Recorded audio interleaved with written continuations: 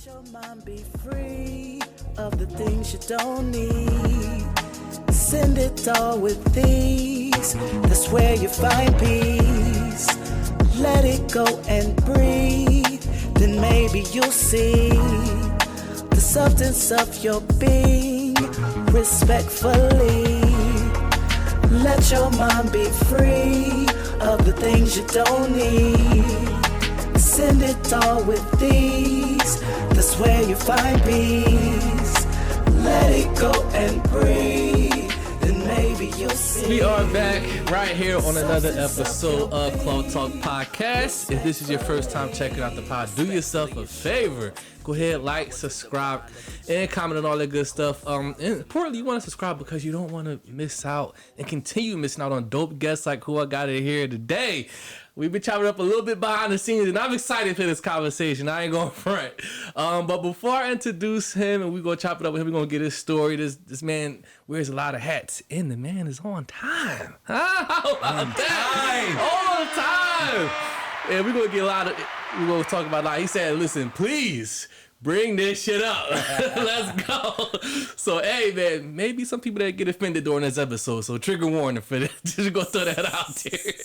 Before we chop it up with him, man, of course, I got to shout out some people who support the pod. Back home, y'all know I'm from the East Coast, back home in Philly. If you are in need of a personal chef, you want to hit up Joe with Joe's Chef Life Catering, one of the best chefs out there in Philly, serving the tri-state area. That is Philly, Jersey, and Delaware. Also, if you are in need of an event cater, you need some meal prep done, you got a big family, you need to order shit by the pan, he got you. Or if you're just passing through, visiting Philly, Jersey, or Delaware, and you want to try something out there, tap in with my man Joe with Joe's Chef Life Catering. Right here locally in Columbus, Ohio. If you're trying to get your body right, trying to get some nutrition in your body, you want to hit up Whitehall Nutrition Lounge. They are right off of Broad and Yearling. Get your workout on, get that nutrition in your body. Last but not least, shout out to my man Deontay Tatum out there in Dayton, Ohio with the flyeragency.com. So if you are in need of any graphic designs, any logo creations, website design, you need get your merch printed up, flyers made, whatever you need visually to represent your brand and or business, you want to holler at Deontay Tatum with the flyeragency.com. He got you covered. All right, man, let me give this man a proper introduction. He came prepared. For those watching on YouTube, you see this? Huh? You see this? You son of a bitches. Hey, man, let's get back to the days when we bring the decks out. Huh? And like I said, the man was on time. Hey, man, this man is a model. This man is an artist. He's a fitness instructor. This man is an actor. I just found out behind the scenes. Whatever. He does it all, man. He does it all. It's none other than Ayren DaPrynze is here. Yo, let's go. Yeah, man. We gonna get into it all, Ayren, man. Yeah. And I want to point this out too. Artists, you don't got to be an artist in the city of Columbus, wherever you from, and you know that there's platforms in your cities that have artists and guests on their platforms. Reach out to them. You either going to get a yes or a no, or probably not a response at all. But either way, reach out. You know, that's all he did was like, yo, fuck with the pod, can I come on? I'm like, yeah. That's simple. And I appreciate that. Absolutely. I appreciate that. Yeah, so all my creators in the city of Columbus, if y'all listening, don't be scared to reach out, man. Reach out to me. I want to get y'all on here, man. All right, Ayren, because we got a lot to get into, man. Plenty to get into. Okay, let's start from the beginning. Let's start here, and we'll kind of slowly walk the journey, okay. and we'll get into various things as we go along. So, born and raised here in Columbus, Ohio? Yeah. Well, born in Elyria, Ohio, near Cleveland. Close out there by Cleveland. That's right. Okay. And so when did you arrive in Columbus? Oh, I've been here since I was... Oh, you just born there? 5, 6. Oh, so, shit. Yeah. The rest of my life, we're here. So you don't claim like, yo, Cleveland. I do, because all my family is from Cleveland. Cleveland is a lit city. Yeah. So, of course, I claim Cleveland. Of course. Okay. Yeah. Well, that's how you been back. You go back often? Or? Yeah, like, it's been about 2 years now. Family events, you know what I'm saying? We always in the land, for sure. All right, I love it. Now, when you got here, did they look at you like a traitor, like, for you gonna go out there? Nah. Fuck you trying to say, Eric? Nah, because, and also being in the Elyria area, which is outside of Cleveland just a little bit. Like an hour or so? It's like 20, 30 minutes. Oh, okay. So it's like a small little suburb, not even suburb, but it's a small little city. Yeah. And that being said, they kind of expect you to move to the metro. You know, so the migration is normal. Exactly. So like, they want you to get out, like, go. Please leave. Please leave and do great things. So yeah, for sure. For sure. So were you the first one to come out here, out of the family, or you had family out here as well? You know what? That's a good question. I'm gonna say, to Columbus. Yeah. I don't know. Some of my cousins moved here, I think, around the same time. So yeah, but I think my mom wanted a new start, so we came here for sure. Oh, so your mom is here as well? Yeah, mom is here. I thought you was like, yo, I'm out. No, not me. The family, she packed us up and we hit it. So yeah, for sure. Okay, so I'm curious. Tell me about like your family dynamic, brothers, sisters, only child type. What was the dynamic coming up? Bunch of y'all motherfuckers. Man, so my mother only had 2 children. Okay, that's me and my little brother. Right on. But then if we're talking about, but we have 2 different dads. You know, my mom had me when she was young, and then got married, had my brother. Okay, but those gentlemen, those dads, they have multiple kids. So my dad has like 9 kids. Oh God! Yeah, for sure, it's a lot of us. You know, love my pops though, you know. Of course. But you know, Papa was a Rolling Stone, as they tend to have been during those times. So he has 9 kids. Wow. And then my brother's dad has at least 4 kids that we're aware of. So, but yeah, blended family, structure. You know, I didn't grow up directly with my dad's siblings or kids rather. Were y'all close coming up, or was y'all just kind of scattered? We were kind of scattered around, partly because obviously different moms. Yeah. You know what I'm saying, and just dad was doing what dad do. You know what I'm saying? He was doing what dad do. But you know what I'm saying? It's beautiful now because we're grown and we've established relationships and connections and stuff like that. So it's super organic. I love that. That's beautiful. But yeah, it's a lot of us for sure. For sure. And I claim every one of them. I actually grew up with my little brother's siblings. They live here also. So, but yeah, it's one big happy family. For sure. I will say that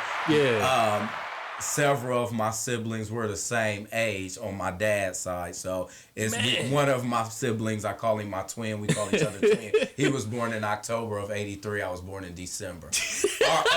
Our sister was born in April of 83. Jesus. So dad was doing what dad do. You feel me? You know. But it's all love. Either he is a very handsome gentleman or has a gift for the gab like a motherfucker. I'm going to say both. All these women. If you met him, and this is where my dancing ability come from. We'll talk about that later. But he's very smooth criminal on the dance floor. I was about to say, how's he pulling this off? You know, good hair, very fair skinned, the beautiful eyes type of thing. So you know, the ladies was eating him up, and he was clearly eating them up too. So you know what I'm saying.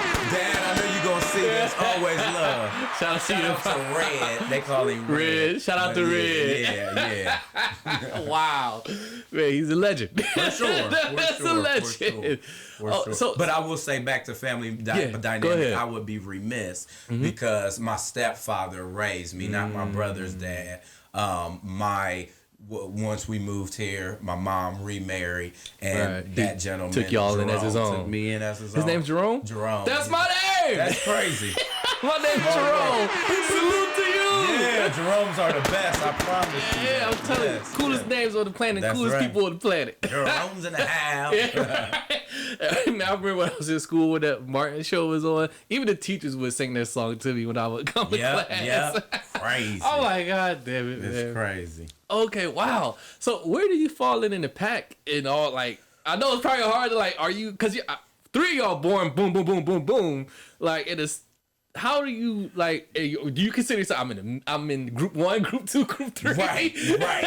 So when it comes to that's hilarious. So if we're just framing my mother's children, I am the oldest. It's just me and my little brother. Okay. If I'm talking about my dad's totality. kids, I'm at the end. There's probably like 3 under me. So yeah, I'm toward the end. Man. But like I said, 3 of us are the same age, but I'm still the youngest out of the 3 that's the same age. That's so wild. Crazy. It's very wild out here. Do all y'all look alike, resemblance? Oh, for sure. On my if we just see y'all, can we say, y'all related? Yeah, for sure. Y'all family. For sure. Okay. For sure. You would definitely know.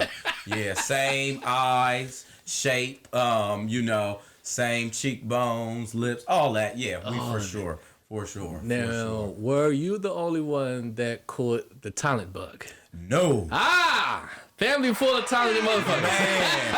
So look, my younger brother, who's 6'4", I did not get that from. He might even be 6'7". I could be. Jesus. I got 2 brothers that are 1'6'4", one's like 6'7". But needless to say, he's an artist. He did art for Rick Ross. He did art for Drake.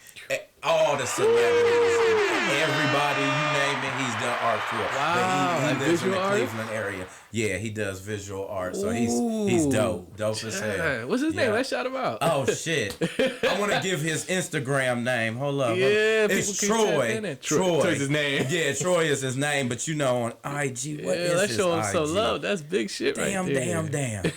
Bro, I'm gonna look you up and I'm gonna shout you back out. Hold on, we gonna show you love, Troy. Let me see if I can find you real quick. Hey, shout out to Troy. And shout out to the signal that I'm not getting. Don't y'all hate when your phone don't want to act right when it's time?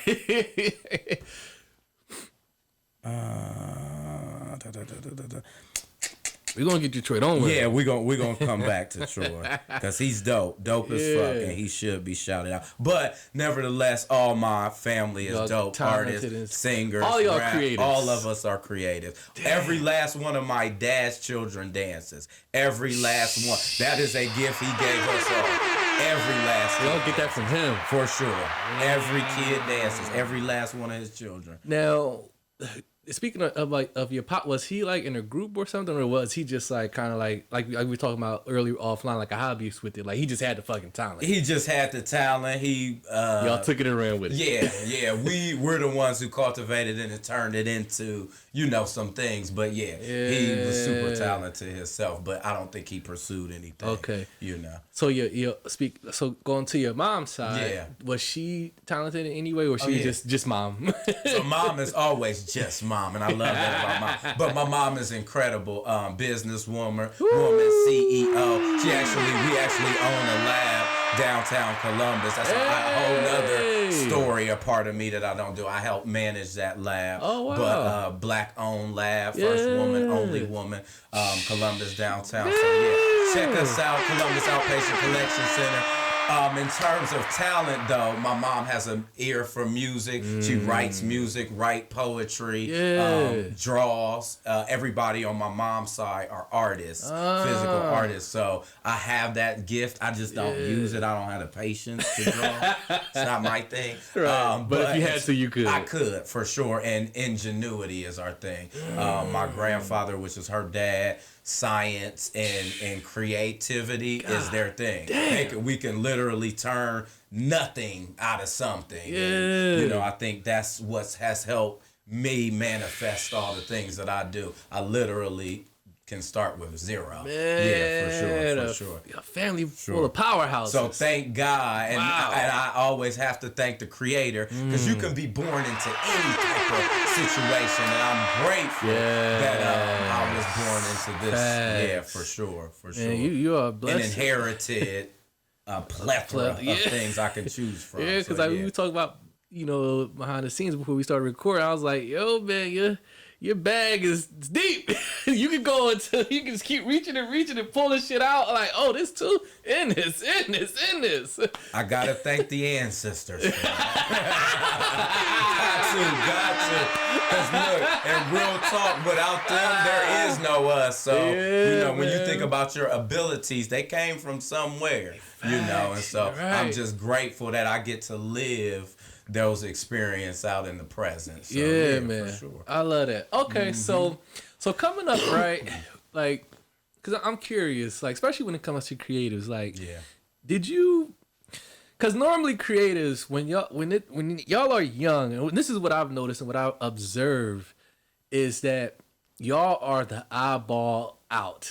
Like, y'all don't fit in a just one group or one box, and people will label y'all, oh, he's a weirdo or she's a weirdo.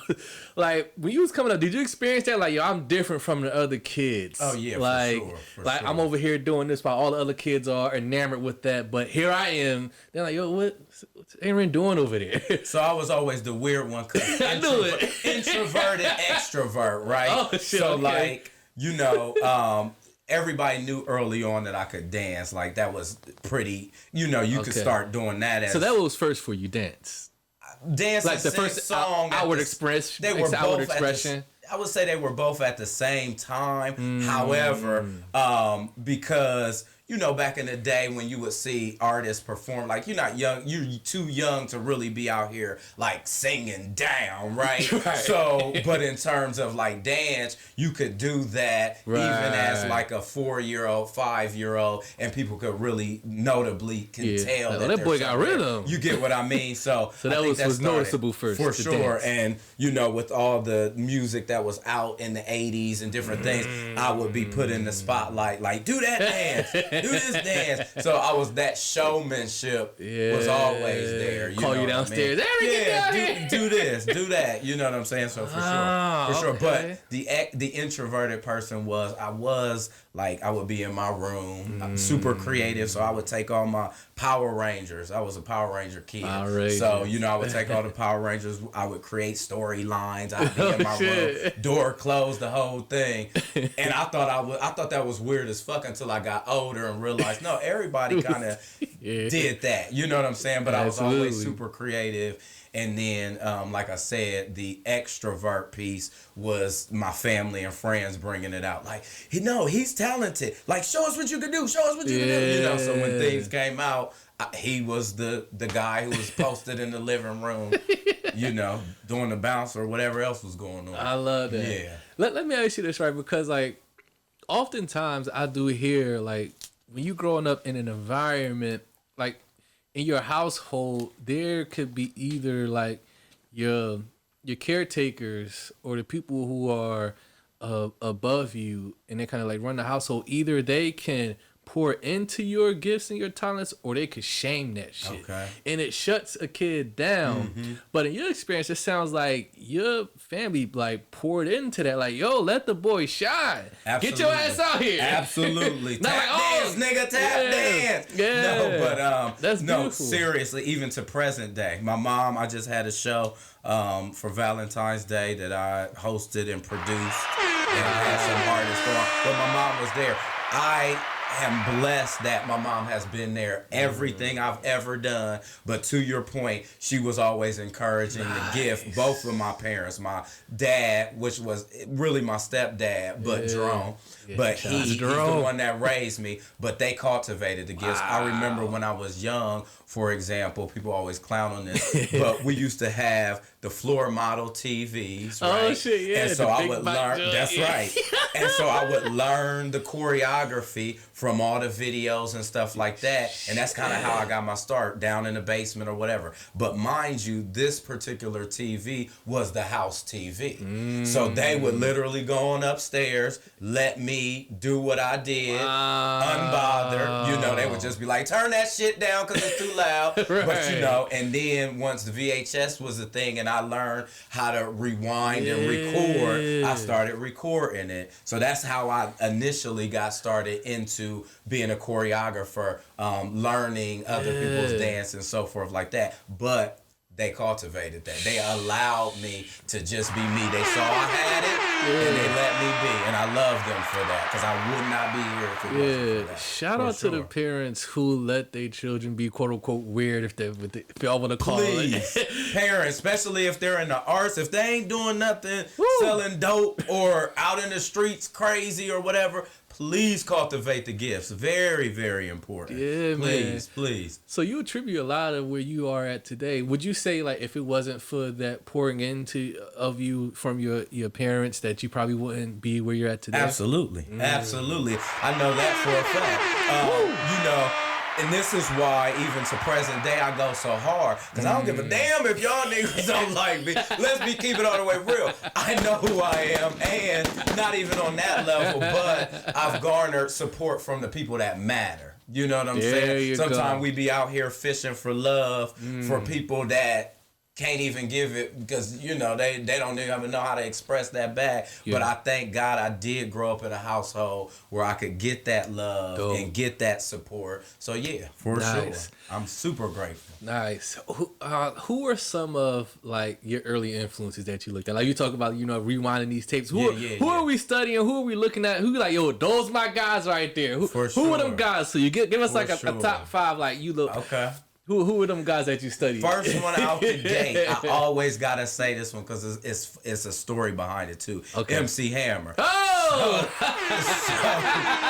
So my dad used to have a VHS tape, and he had it in his closet, and I was in there being nosy, and could have been porn and shit. Later, I did find some things that might have been porn. You know, I found them too. But fortunately, this particular VHS, when I popped it in, it was the MC Hammer tour. And this was like 92, somewhere right there, early 90s. Early 90s. Okay. So I'm looking at this. Now, I had already been dancing and doing little stuff at the house. But this is where I was like, oh, you seen it. Like, this is what I need to do for the rest of my life. Right there and then. Right then and there. I was like, his level of showmanship, that was the floor for me. I'm like, oh yeah, 4,000. I mean, with his energy, you know, the background dance, just the whole production of it all, that right there set it on fire. So as soon as I saw him, boom. Fortunately, also on that tour, TLC was opening up for him. So I got a chance to also see it in a female representation. I'm like, and they had the colors and, you know, their aesthetic and vibe, and they were actually singing. And so I could put the two together, like, okay, because I rap a little bit, but, you know, it's early. We don't really know too much about rap like that. At that time, So outside of looking at Hammer and being like, he go. So him, and then later on, Prince, which is why, you know, my name is DaPrynze. I was gonna ask that. Yeah, that was. That's where it come from. Yeah, okay. I always had a thing. I think it was his eclecticism that caught me I didn't know what that was as a young person. It means magical, and creative. So those things, you know, he was hyper creative. So those things, I was like, okay. And then, of course, when I was young, like, everybody would be like, oh, you a pretty boy, you remind me of, you know, da-da-da-da. So that kind of stuck. Like, okay, well, he pretty too, so I guess this is where that comes, you know, this is where that can fit in. So, yeah. Wow. So that all of those, some of those artists helped raise me, if you will. And then later on, of course, who's in our peer set, but like the Ushers as I came, you know, but in the very beginning, MC Hammer, TLC, and Prince. Those like, three right there. Very beginning, Then I also have to say honorable mention is BB Winans. I know that's way off, but because my mom listened to gospel, you know, BBCC, Yolanda Adams, they was in the household, so I had to know who those were. So these are influences that you know. So molded me for sure. This makes sense why you could do a whole bunch like gumbo. Right. Gumbo. Yeah, this is a gumbo. Put it all in the pot and let it cook. This makes sense why your arsenal, your bag is the way it is. And when the people say you have no choice, I had no choice.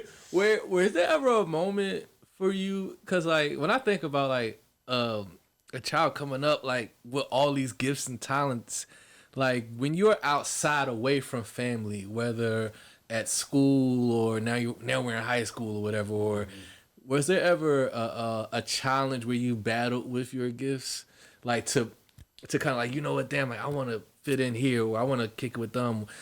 Let me downplay myself so I can, you know, get along. Like, did you ever struggle with that? Like, you know what that is? Like, if I show them all my shit, they're like, what the fuck? So, yeah. I mean, there was always that because, you know, you want to fit in. And then you also, like, because, you know, people be hating when they're not, you know, I mean, we got to keep it on the way real. People be hating. So, there was a little... got gifted like that. They're like, yo! So, there was... Beat him up. You get what I'm saying? There was... Now, but fortunately, also, though, like, I was always, like, a super cool kid. So, I was always cool with everybody. Nice. So, on my behest, most of the people were, like...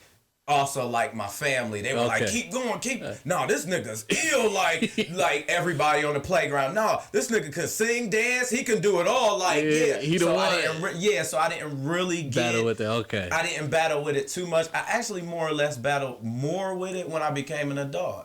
Oddly, really, yeah, because as a kid, I think, you know, we don't really care what the world thinks about us so much. True. But then when you get older and even as I continue to live in my art, you know, a lot of us, sadly, a lot of us as adults have lost our imagination, which therefore you lose your creativity. So when you're around people that have lost that and here you are still tap dancing and thriving, it gets kind of weird. You like, damn, should I not be doing these things? Because nobody else is doing it to this degree, or nobody's pursuing it like this. So it as an adult, you know, it definitely got a little interesting in that way. And there was times where I did not shine my light because, again, we worried about what motherfuckers are thinking. You know what I'm saying? Yeah, because you're like, I don't want to make people feel small because I have all this, you know what? Like, I don't want to make my homie or my girl feel. So you know what?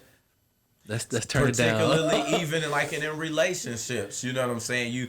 I was saying, gotta be a motherfucker be in a relationship with you. God damn. Because I be doing so much now. I understand. I'm in a better situation where they support what I do. But in the early stages, it was like kind of dim your light because, you know, I'm almost like your sidekick. Like.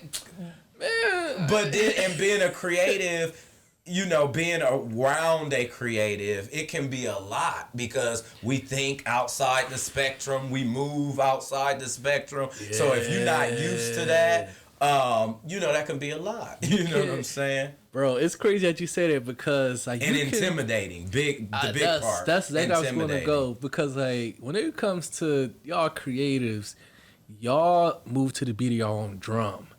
And y'all don't fight against that. Yeah. If that creative juices and everything is flowing right there, you are acting on it. And the person that's attached to you, they're so used to a primary one train thing. But then you're like, yo, I got this rehearsal, I got this, I got a video shoot, I got photo shoots, I got this, I'm gonna be around these type of people. Yo, I'll probably be going for the weekend. I got this opportunity. And they're looking at you like, well, where's time for me? You like, listen. And they feel like now I'm secondary. Now I'm not a priority in Ayren's life because he putting that shit before me. You're like, I'm not putting it before you. This is my world. This is what I do. Well, now I will say this. I've always been a person that believed in balance. So I always able to juggle it. Always juggle that. However, when people don't feel maybe that they're not living out their fullest potential, but they see you are, that can get, it becomes it can be problematic, you know, and that's relationships, friendships, otherwise, you know, that's when that envy and jealousy seeds start kicking in, and you like, nigga, I'm just out here trying to be my best self, and I would hope that you would encourage and support that, you know what I'm saying? But for some people, what I've realized now is a light is what it is. It's a light. And those who maybe navigate or used to navigate in dark spaces or what have you, when they see too much light, it can be just that, too much. You know what I mean? And so, you know, with time and maturity, you move past that and you like, shit, I still gotta get my, you know, I gotta get mine off. So I'm sorry you feel that way. Sorry you feel that way. You know. Now, let me ask you this, Aaron, because now I'm curious. Would you say that you have broken more hearts, or your heart has been broken more? Oh. Wow. Yeah, let's get so into in relationships, romantic relationships, you know they watching, so don't lie. Now I gotta keep it on the way. What he gonna say? No. Yeah, I know. Right? Let him get up there and lie. So I will actually say I've gotten my heart broken more. I'm a super honest person. I'm a super loyal person. Like I'm, you know, I grew up, as we talked about, around family. Yes. All my aunts and uncles have been together my whole entire life. My stepdad, who became my dad for my whole entire life, has been in my life, you know, until he passed. Rest in peace. Oh man, last year. Yeah. We'll talk about that later if it comes up. I'm that sure. That was crazy. A big blow. Big blow. Okay. But you know what I'm saying. You seen nothing but long lasting. That's what I've seen. So when I went into relationships, particularly as an adult, I always came in with that energy. Arms open. I'm here to love you. I'm realizing that people looking at, they just don't have it.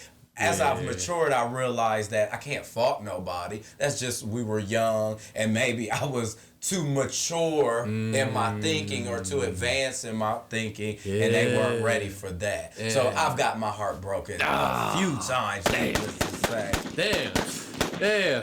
Have they But I recovered from that shit.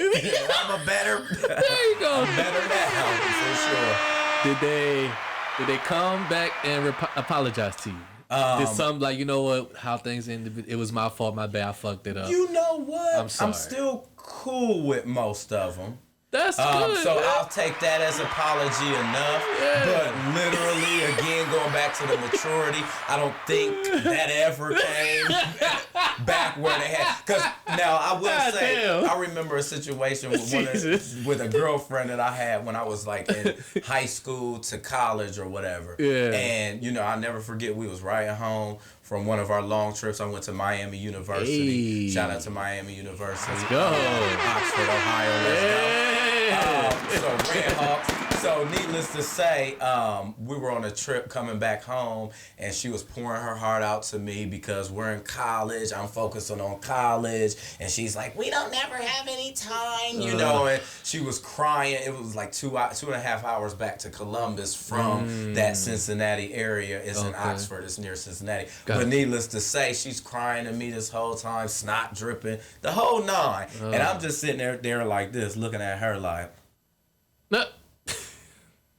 And very callous, right? Very unemotional. Because I'm like, we here to fucking go to school. Like, like, if I'm telling you I don't have time, it's for a reason. Yeah. Fast forward, when I got into, after we dissolved and I got into some more adult relationships where I'm the one who started crying about time and these things. That's why I always say karma's a mug. It's going to come back when you least expect it. So now I'm feeling like her. I'm like, you don't give me any time. And I'm saying the same stuff. And then it settled in for me like, damn, that's the same shit that callous energy that you was giving to her, now you getting it back. Yeah. And I, because I'm mature, I did go back. I DM'd her on Facebook like, look, I am super sorry, you know, that I treated you like that. Yeah. And she was like, oh, she married now with several kids, all of that. But she was like, thank you so much for thinking of me. You know what I'm saying? And thank you for being a man and standing up. Because I realized, shout out to all them stand-up guys. Let's go. Be a stand-up guy. Yes. Be a stand-up guy. But you know what I'm saying? I did realize in that moment, not only you will get your damn karma back for how you treat people, but also, though, you may not have to feel the same way somebody's feeling, but you should try to empathize for sure, and just be a listener, be an effective listener, and all of those things. And I had a wall at that time. I'm young, immature, whatever, maybe a little arrogant too, and so like I said, in retrospect, after I had my situations, I'm like, damn. This how this shit feel. Okay. I'll never do that again, So now I really try to hear people out when they're expressing, things that maybe they don't like about our relationship or whatever is going on. And that better be relationship, friendships, or otherwise. Ain't nobody running around here perfect. So if they're expressing something to you, you can at least pacify them.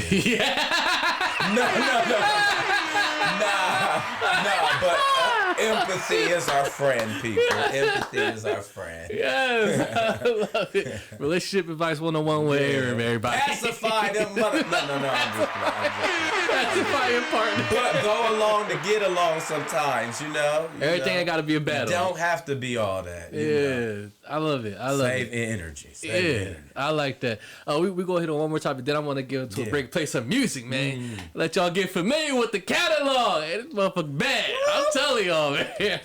Thank you. So as we transition, for you, as we're transitioning, going along in your story, was there a point for you where you realized that, like, I got something here? Like, I got it. Like, I'm where I'm at. I feel comfortable in all this. I arrived. I got something. Was there a moment where it clicked for you, like, damn, I really got some shit? So let me tell you, being honest, I've always been so much into being a doer that I never like internalized it. Like I never sat back and was like, oh, I do some great stuff. Right. I never did I'm a that. talented motherfucker. I never did Never that. had that moment. It wasn't until as I've gotten a little older and more confident in my abilities and again, the outward projection. People are like, dude, you fucking talented as fuck. Like kind of how when you looked over things and you was like, dude, like other people, their reaction. Yeah, their reactions is blown away. I've been like, okay, I guess there is something here because people otherwise, are reacting like that. Otherwise I've been so accustomed to just being me and just doing this my entire life. That's amazing. Never thought it was unusual. Really? Or no, I never thought it was. I just was like, okay, people like what I do. You know what I mean, type of thing. But I never. Now that I'm grown though, right? Because I think you should be aware of your gifts. You should study and look at what you do well and be what's the word? You should just be a good steward of your craft, right? So now that I have sat back and I'm like, nigga, I am kind of dope, actually. And not in an arrogant way, you know what I'm saying? But like he got it. So now, and this is why more I'm trying to live in this moment because I'm getting a little older now and I'm looking back at some shit like I should have been told you niggas that I'm a monster. But no, not even that. Remind y'all. Yeah, not even that. But on some humble stuff, like just you're very humble about it. Thank you, and literally that it has been a gift and a curse because I walk into the room and kind of I ain't gonna say shrink, but I'll just sit back and just boom, boom, boom, and then sometimes people don't see what you have, and they'll see your light. They be like something unusual about this one, and then they be like, I didn't know you did. I didn't know that's who I was sitting next to. But again, because I don't look at myself in that way, I just kind of. Ride the wave, just go with the flow. Man, that's interesting because like I'm pretty sure people who are probably listening and watching like just like me, like, yo, if I had all that shit, I would be popping my shit. If I knew how to sing, dance, rap, vocal produce, write my own music, model, act, like choreograph, do fitness instruction, bro. Y'all wouldn't hear the last of me. Y'all wouldn't hear the end of it every fucking day. That's wild. That's 9, 10 things. But I'm gonna tell you, most people just got 2. You got 10 fucking. But I think when you're a goddamn Ayren, Jesus, it's funny because I did a personality assessment test. Man. I did I was in this mentorship program where I was mentoring college students, actually. Oh, nice. But needless to say, we did some personality assessments, and mine came up that I was an overachiever. Now, on paper, people make you believe that that's like, you're an overachiever. Like, they can kind of downplay that. There is nothing wrong with being an overachiever, now I've realized. Like, that just means that you are always setting goals, and your priority is to reach the goal and maybe exceed whatever that goal is. Yes. And so that being said, because I've always been reaching for something, this never allowed me to pause enough to be like, oh, I'm fire, right? Because I'm always perfecting, I'm always crafting, I'm always creating, I'm always trying to compete with myself. So I never came to a point where it was like, oh, I'm dope. And I still don't think that, because I'm still being dope. You know what I'm saying? Like, that's where I'm at with it. I feel like I'm still finding what all this is, you know? That makes sense for you. It's a never-ending story. Yeah, I mean, that makes sense. It's like, I've never reached the peak, and I never will. So why celebrate this? Makes sense. I'm learning now, though you should, because otherwise you're not living in your moments. Of course. But you never let that, like, make you feel like you're bigger than other people. Absolutely. Wow. Absolutely not. And I think as we talked off air, when I think of being gifted, that is something that was given to you and can be taken away. So the humility has to be, don't get too cocky, crazy, and arrogant. Like, you better live regular. You know what I'm saying? Right. So that always keeps me grounded too in that way. You know what I'm saying? And, and then who wants somebody who's arrogant and tap dancing and singing all the damn time around it? You know that shit. You know that can get annoying too. It's like, you know all right, we get it. Like, okay, you're talented. Woo, you know. So you're right. Like, you don't want to shove it down people's throat. Let me just keep force feeding people my talents. Like, it's out there. Y'all see it. If y'all love it, great. If y'all don't, cool. Yeah, exactly. I respect that. I can respect that. I guess that's the Philly in me talking. All the motherfuckers going, no. You know what I'm saying? Yeah. I respect that though, like, because like, and that makes you a more likable person. Because like, if you are, like you said, like, arrogant and boastful about it, it's like, yo, fuck you, man. And I think we talked about that off air too. There be some arrogant people, and I'll be like, we all still live here. Why are you arrogant? We're in Columbus, Ohio. We're all still here. We're all still putting one leg on at the same time. We're still going back to our little apartments or whatever else is going on. Why are you acting like that? So going back to it, like, your circumstances should keep you humble. You know what I'm saying? Like, we all still hungry. We all out here still trying to get it to whatever capacity that looks like. But you know, don't get ahead of yourself. I like that. That's important. You're right. Slow down. What the man say? Slow down for you wreck out. Yep. That. You know what I'm saying? True words. I like that. I like that. So much more to talk with you about. Man, we got a lot more to cover. We're going to talk about the choreography thing, the fitness instructing. We're going to, of course, get into the music. And man, got exclusive dropping tonight. Pew, pew, pew, pew. Man, but by the time this episode come out, it'll be out. It's out. It's out. As we go to break here, Ayren, let the people know where they can contact you, where they can get the music, where they can, if people interested in the fitness instructing, plug away everything you got going on. People, want to connect with you. Too much. So hopefully y'all can follow me. Yeah, right. And that be the other struggle. But I'm going to just give you all the bags.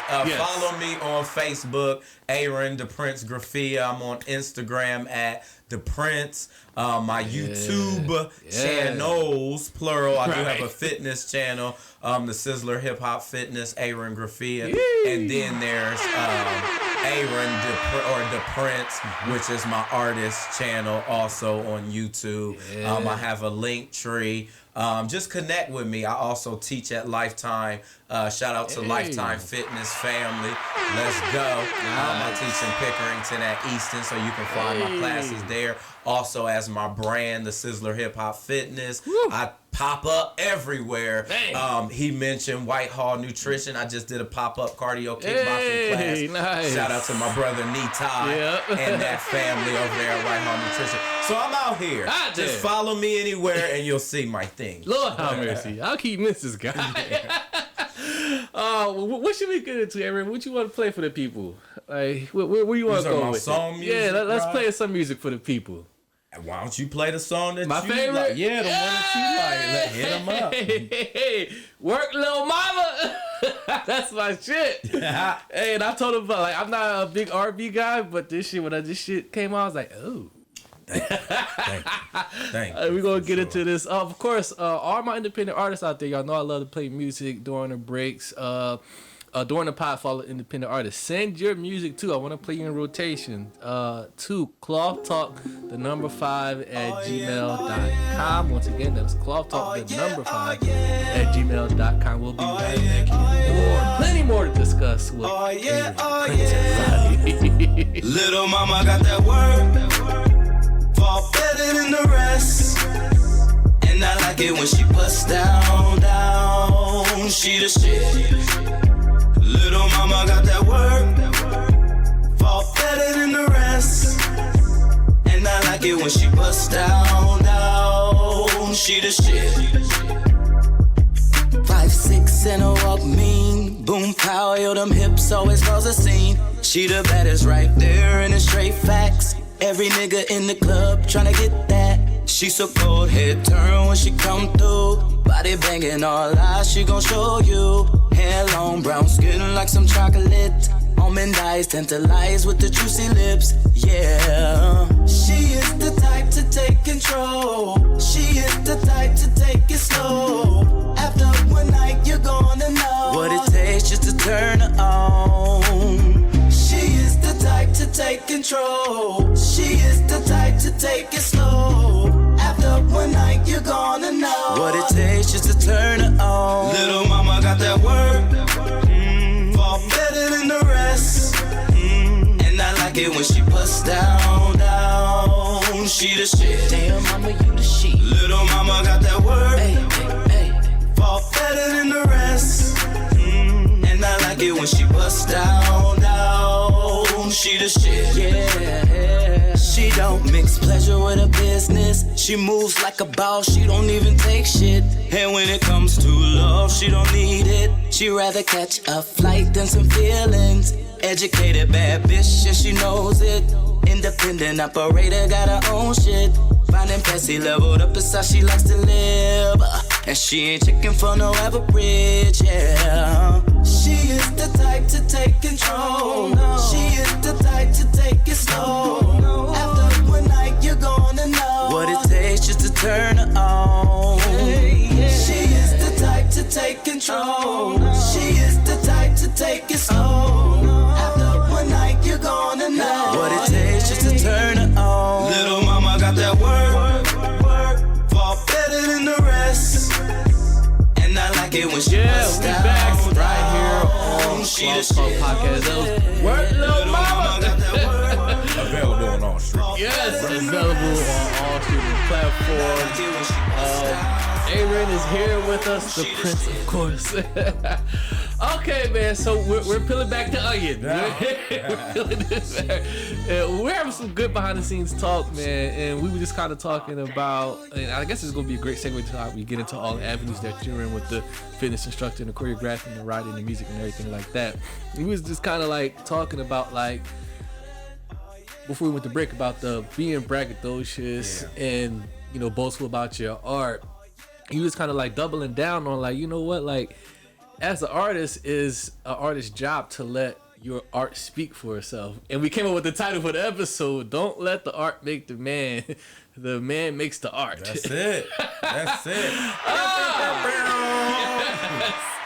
Yes, man. And it made me think, like, damn, that is so true. That is so true, because, like, you can get caught up in trying to force feed people your shit. And it's just like, we good on you. We good. Yeah. And I think it's just, again, organic if people find your stuff. Like, you know, they seeing the work. Let the work speak for you. You know what I'm saying? Like, you don't have to go in here and be like, I'm the best singer. I'm the best artist. I'm an excellent this and that. Why do you need to do that? Put the work out there and let the people tell you what they think. Yeah. You know what I'm saying? I had this question a couple of years ago to an artist, and this made me think of this question. I want to ask you, get your take on it. Do you think once an artist creates art and they release it to the world, does the art still belong to the artist, or does it now belong to the people? Oh, that's a good point. I'm gonna say it's a little bit of both, because if we're talking in that space, I would say you birthed it, right? So the baby is still yours. Yeah. And you're going to continue to watch it grow and do all of that. It came from your loins, if you will. Yeah. But the people get to experience the child. You know, and so I think we share that together. It's not absolutely. Because I can take my shit back. Okay, you get too crazy. What mom used to say? I brought you in this world. I could take you out. That energy, like you know what I'm saying. You know, So it's a combination of both. Yeah, it still belongs to the artist. Absolutely. But it lives and take on this life of its own with the people. For sure. Right. Like, for example, like that song "Work Little Mama" could have a totally different impact on me than it may have been for you when you was creating it. Absolutely. Talk to me about writing that record, that particular one. Yeah, for sure. So because everybody knows me for like dancing and being a showman, I needed a song that I could visually do, right? Because I'm a visual artist just as much as I'm a sonic artist, right? And so it's like, okay, you can hear the record, love the record, but what will I do on stage with the record? That's a me thing. So when you're creating music, you're thinking about performance first? Not first, but also at the same time, depending on the nature of the vision that I get. And so when it's a song like this, I immediately, like when I heard the beat, shout out to Daniel Cruz, he's the producer. He's Grammy nominated. Hey. Actually, he's a Grammy winner. What song was it? Anyway, one of them records from one of them rappers. That's probably why you like this track.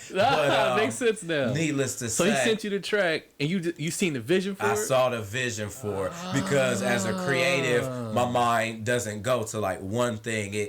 It starts being like pure, like all these synapses, if you will, start firing in my brain, and I start overthinking. So I was like, all right, structure of the song, boom, that came to my mind when I was listening to the beat. I'm like, dun dun dun dun dun dun dun dun dun, like the cadence was coming to me, and then I was like, all right, cadence and melody. So then I just went into the writing of it, and then because the beat's so like heavy and infectious, I'm like, all right, this makes a good performative song, which is why later choreography came to it and all of that stuff. So yeah, but the when I heard that beat, I thought it was crazy, and I was like, you know what, I want to do like a rap sing type of thing with this one. I don't really want to give it like this strong melodic feel. I wanted to kind of swag, and give people, because this was like my first official single. Freaky Mood I had released prior was like a promotional single, that sexy. So it was like, that's very sexy. That's bedroom. Yeah, exactly. And it was just supposed to be like an interlude, but it was around Valentine's Day when I released it, so it was just promotion, just so people could be like, oh, Ayren makes music. Get the buzz going. So when this one came out, I'm like, I think this one is going to give people what my personality is like. You know what I'm saying? Like, energetic, fun. You know what I'm saying? Again, that cadence is rap singy. Yeah. So it's like, okay, it's different than what we probably used to hearing. You know what I'm saying? Because I'm always curious about like artists' creative process, like how they approach a song and like what direction I want to take this in. It's like when you heard this, you knew exactly where you wanted to go with it. Soon as I heard it and I heard the melody of what I wanted to create, I was like, okay, Little Mama got that work. And then so I start framing the song around that. And so actually the song when you think Little Mama got that work, it sounds like she got that sex work, like she got that work. Right. But actually, it is about that, but it's also not. If you listen to the lyrics, it's talking about a confident woman who has all these other things going for her, and although you might be focused on her work like that, you start realizing like this is the type of girl like she ain't gonna have what you trying to give because she's independent. She got her own shit. Like she looks good physically, but she got that work mentally, professionally. You know what I'm saying? So that's really the message wrapped up into the perspective of what us guys be like. Right. You know what I'm saying? Fire. So yeah. Double entendre. Exactly. Fire. And so I'm always about that in my music. Hidden messages. Absolutely. God damn it, Aaron. So you can bop to it, you can work to it, but if you really understand or really listen to the messaging, it's a woman empowerment song. It's really what. As I started writing it, I'm like double entendre. We can talk about that sex, make it feel like a sex song, but also make a woman feel uplifted in the process. So and it makes a song like this. And she's power. Listen to what she's saying. I'm about to say now that I listen to it again, like you said, you catch different things. You gotta know. Look, right?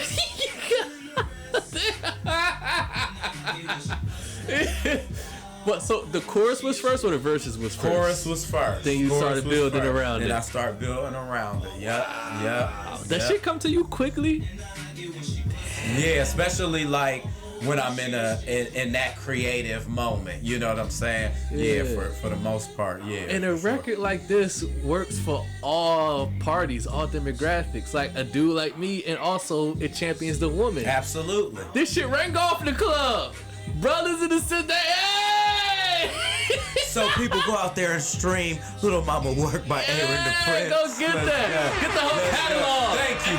Please run them all up. Run them all up. Run it up. But that was my approach to going into it. Like, it's got to be a song that I can vibe out to, you know, that I like, but also that I think sonically when the people hear it, they're going to be like, yeah, this is a dope record. And as I think I mentioned to you before, I don't like to write music that's microwavable. Like I want, as each time you come back to it, the meaning gets bigger and better. The beat is more infectious. You know what I mean? That you can really live with it. You can stay a while. You know what I'm saying? I love it. It's too much bubble gum. You know, shout out to those records because they be necessary. Sometimes you just need a one hit bop, bop, bop. But I know coming up, you know, around too, we talked about some people that influenced me. I didn't talk about writers. One of the writers that influenced me was for sure like a Babyface, where the lyrics are not complicated. I think nowadays, some R&B, it'd be like, how many bars are you gonna put in this damn song? Like, we need easy songs. Let's go back to the easy song structures. And Babyface just said what the hell he needed to say without a whole bunch of lyricism, right? And so the other part to my music is I want it to be catchy, right? So when you sit with it, you like that hook. I can't get it out my head. So, you know what I'm saying? And you become a part of the song with me as opposed to me just presenting you a song. So, you know what I'm saying? Yeah. I love it. This boy bad, man. There's an art to this, people. Yes. Are we discovering right now, is Ayren the top 5 artist in Columbus? Is his name in that conversation? Listen, I'm not going to even You ain't going to, that's us going to decide. Let the people, let you people, that's not a me thing. Is he top 5? That's a him thing. I would never. You won't engage in that, I won't. You won't entertain participate. I'm not participating. Let them have it. Because, you know, to even that point, I think that art is subjective. So I wouldn't necessarily be like, I need to stamp my place in everybody's top 5. That's crazy. Because everybody has a different taste and flavor in music. You know what I'm saying? You're right. You may not think I can sing at all. You may not like any of my art, and that's fine. But then there are people who absolutely love it. So again, I don't particularly I'm top 5 in the city. I don't top 5 myself. So, if they want to put you in there, that's fine. It's what you like. You know, but you won't do it yourself. I'm not going to be entertained. Do I think I'm good? Absolutely. Do I think I'm great? There we go. Absolutely. Talk to You know what I'm saying? Do I shit out here? I do. But again, in all humble regards, I'm just not that guy. Yeah. You know what I'm I'm just saying? glad y'all fuck with it. Yeah, thank you. And again, as I think I said earlier, let your work speak for you. Yes. You know what I'm saying? You don't need to talk about, I should be the top 5. Let the people decide that. True. You know what I'm saying? Very Let true. the people decide. I love that. Since we're on the topic of R&B in the realm of it, I want to get your thoughts on where R&B is today. Because there's a lot of chitter chatter, a lot of talk around the water cooler that R&B is dead. What's Aaron's thoughts on where R&B is today? Like, are you proud of how it's in a good space? Or you like, come on, guys, what are we doing? I'm gonna say, why are we trying to be rappers? Right. I'm gonna say your thoughts that on it depends on what you listen to. I think sometimes when those conversations come up, the people that might bring those to the forefront are eclectic enough in their ear to have listened to all that exists. Yes, gotcha. There's so much stuff. I mean, if we're just talking about like pop, because pop means popular. So there's R&B that's popular. Chris Brown been doing his stuff since he stepped foot, and that dude ain't going nowhere. He's one of my favorite consistent R&B artists. I can consistently listen to him and know we about to get some shit. Residuals, crazy. You feel what? I mean, that's a challenge right now. So, this is why I say for me, I never entertained the idea that R&B was dead. Were there moments where it may have needed some refining? It was looking bad. For sure. And I bad. think that was because, once rappers started stepping in and doing melody, right? Like Drake. And that's not I like Drake. But when that became a popular thing, because we had Missy's and people who sang and rap and all of that. The melodic type rap. But she actually sang. Missy can sing. Missy can sing really well. Drake don't really sing. Is it harmonizing what he's doing? Is that what that is? That's not harmony. Is when you stack in multiple vocal pieces together. Yeah, I'm not too versed. High, low, middle. That's the harmony. That's harmonizing. Yeah, absolutely. So what he's doing is called. It's just he's melodically talking sometimes he's singing, but he's not like belting out ballads and shit. Really, well, because singing structure, depending on what you're singing and depending on the song, you have different note ranges that you can go through. He kind of stays one octave and the note structure is pretty constant. So you're not getting a lot vocally to the ear, right? You know what I'm saying? Now, again, this does not knock. It's not a shot at him. Yeah, not a knock at all. But I think once he moved into the place, and then we got other rappers like Future and a few others who also do the melodic rapping styles. It started dominating. And then I think R&B artists started. The real motherfuckers that can get busy with the vocals. And this is why I said, talking to some of the R&B when it got too lyric heavy. Like, I initially didn't care for Summer Walker. I'm sorry, Summer. I like her now. They're gonna kill you in the comments. Right. I like her now. What the fuck he saying about Summer? Her and SZA. I love SZA, though. Love SZA. Her melodies, her ear, her music, her writing. She's crazy. Wasn't too fond of her at first. But what I thought it was too lyrically heavy. They both almost wrote like rappers, where you're giving me a whole bunch of lyricism. And for me, the art of R&B wasn't really about a lot of lyrics. Like, you know what I mean? Like, we just want to get to what we saying. And like I said, back to the baby face. Soon as I get home from work. Right, simple. We ain't trying to decode home and work it on. Like shit. They would be adding all of these extra words in there. You know, came home at 5 o'clock in the morning. Like, it became too much of the story. And for me, I just felt like I couldn't connect on that note. Too wordy. Too wordy. And that's just my preference. Y'all like what y'all like. I ain't knocking nobody. Right. Take what they can take. Faith Evans was very simple. You get what I'm saying? Like, soon as I get home. We know what that means. Soon as she get home. And like, everything was pretty easy. You knew exactly what she, And we could sing along with it. Most of y'all don't know all of these lyrics to some of these damn songs. It's too many freaking lyrics. It's too many words. Too many words. Slow it down. Too many words. So, that's my preference. That's your opinion. Yeah. Okay. So it's because the heavy influence of the Drakes, the Futures, and the 21 Savages of the world, the Little Dirks, they came along, and now you're having the real R&B singers either get down or lay down. So it's like, they didn't know how to fit in this world, because now they gotta have a heavier beat. You know what I'm saying? Like, the production's got to be more crazy. The 808s and shit. It's got to fit in what people are sonically. And then I think, too, the world changes. Like, culture changes.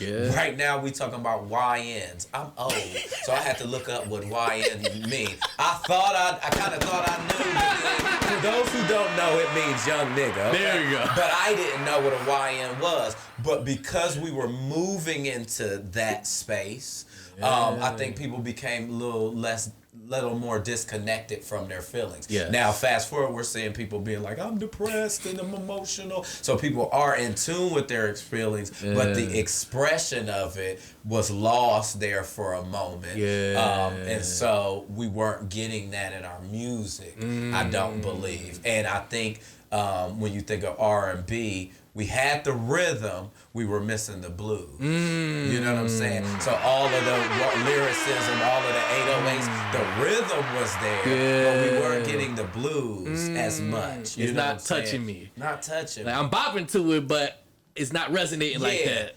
Or we got, what's the one guy's name? Very pop, Rod Wave, right? Okay, He's Wave. In that family of singer rapper type situations, and so people, the young niggas, that did resonate with them. You know what I'm saying? They love it. They love Rod Wave. He goes crazy to them. Not my thing, you know. I've kind of outgrown those types of things, but I get it. So I think that's why. And then to your point, we gotta realize we got old. So I think, you know, too, when we were having the conversations like R&B ain't R&B no more, they said that about our music when we was coming through. You're right. Our parents and people before. That ain't real music. What is that garbage that y'all listening to? And turn it down. Like, and now we can go back and say, I only listened to 2000s R&B. But when it came out in 2000, your parents was looking at you like, what kind of garbage is this? Take the Temptation, the same, you know, Ron Isley.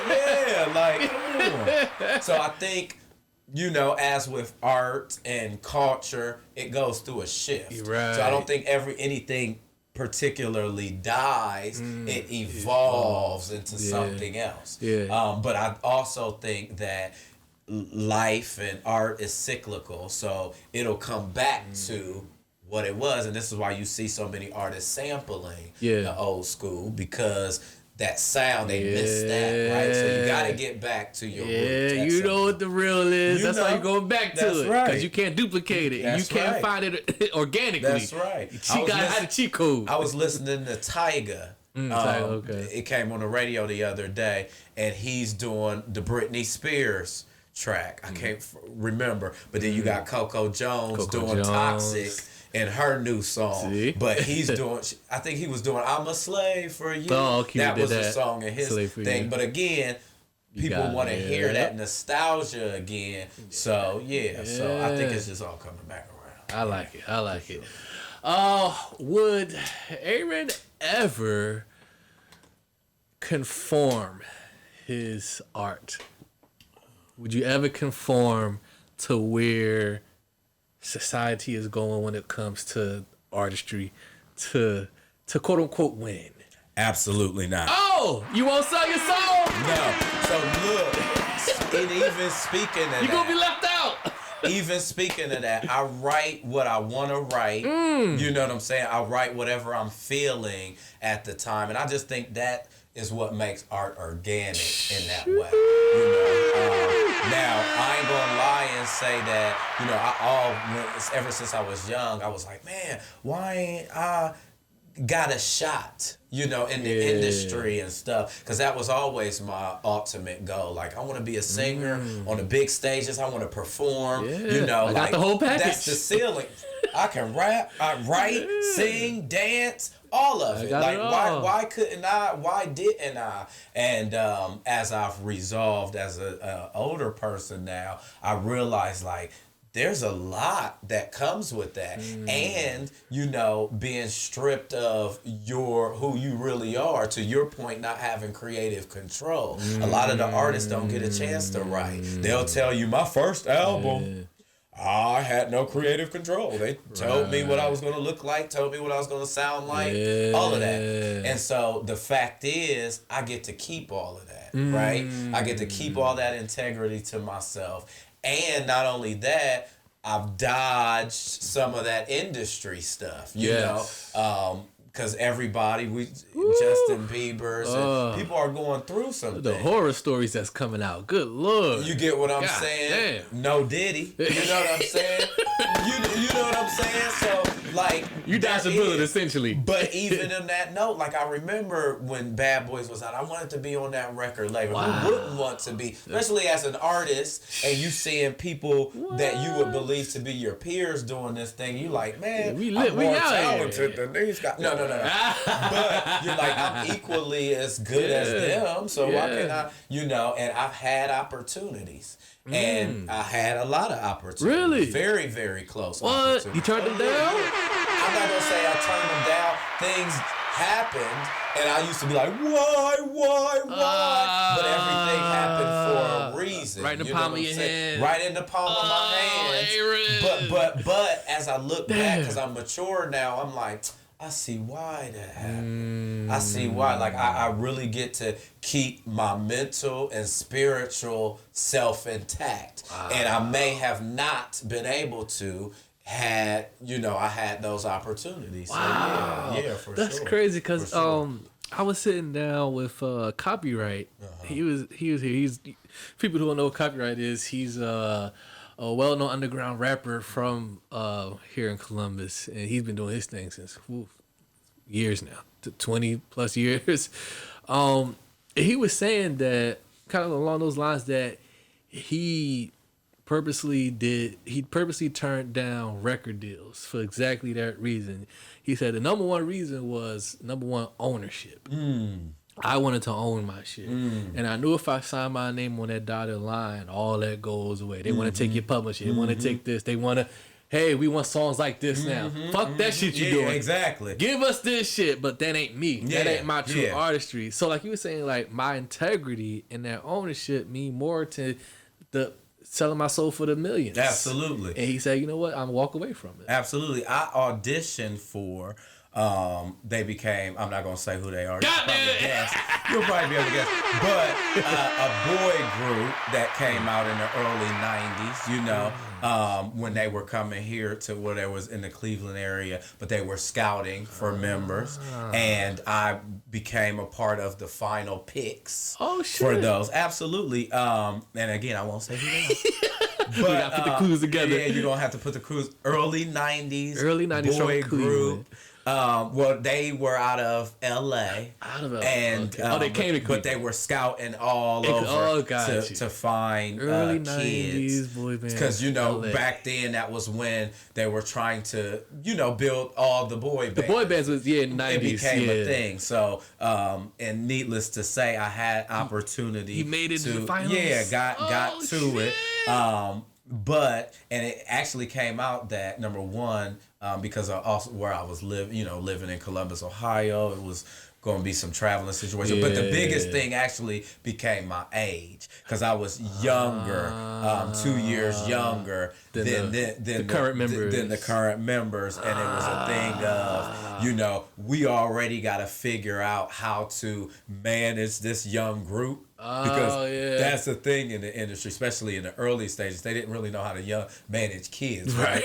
And then here I'm 2 years younger than that. So it just, as I look back, I was like, oh, okay, the liability, the risk, the concern. But again, back then, I'm like, no, it's not fair.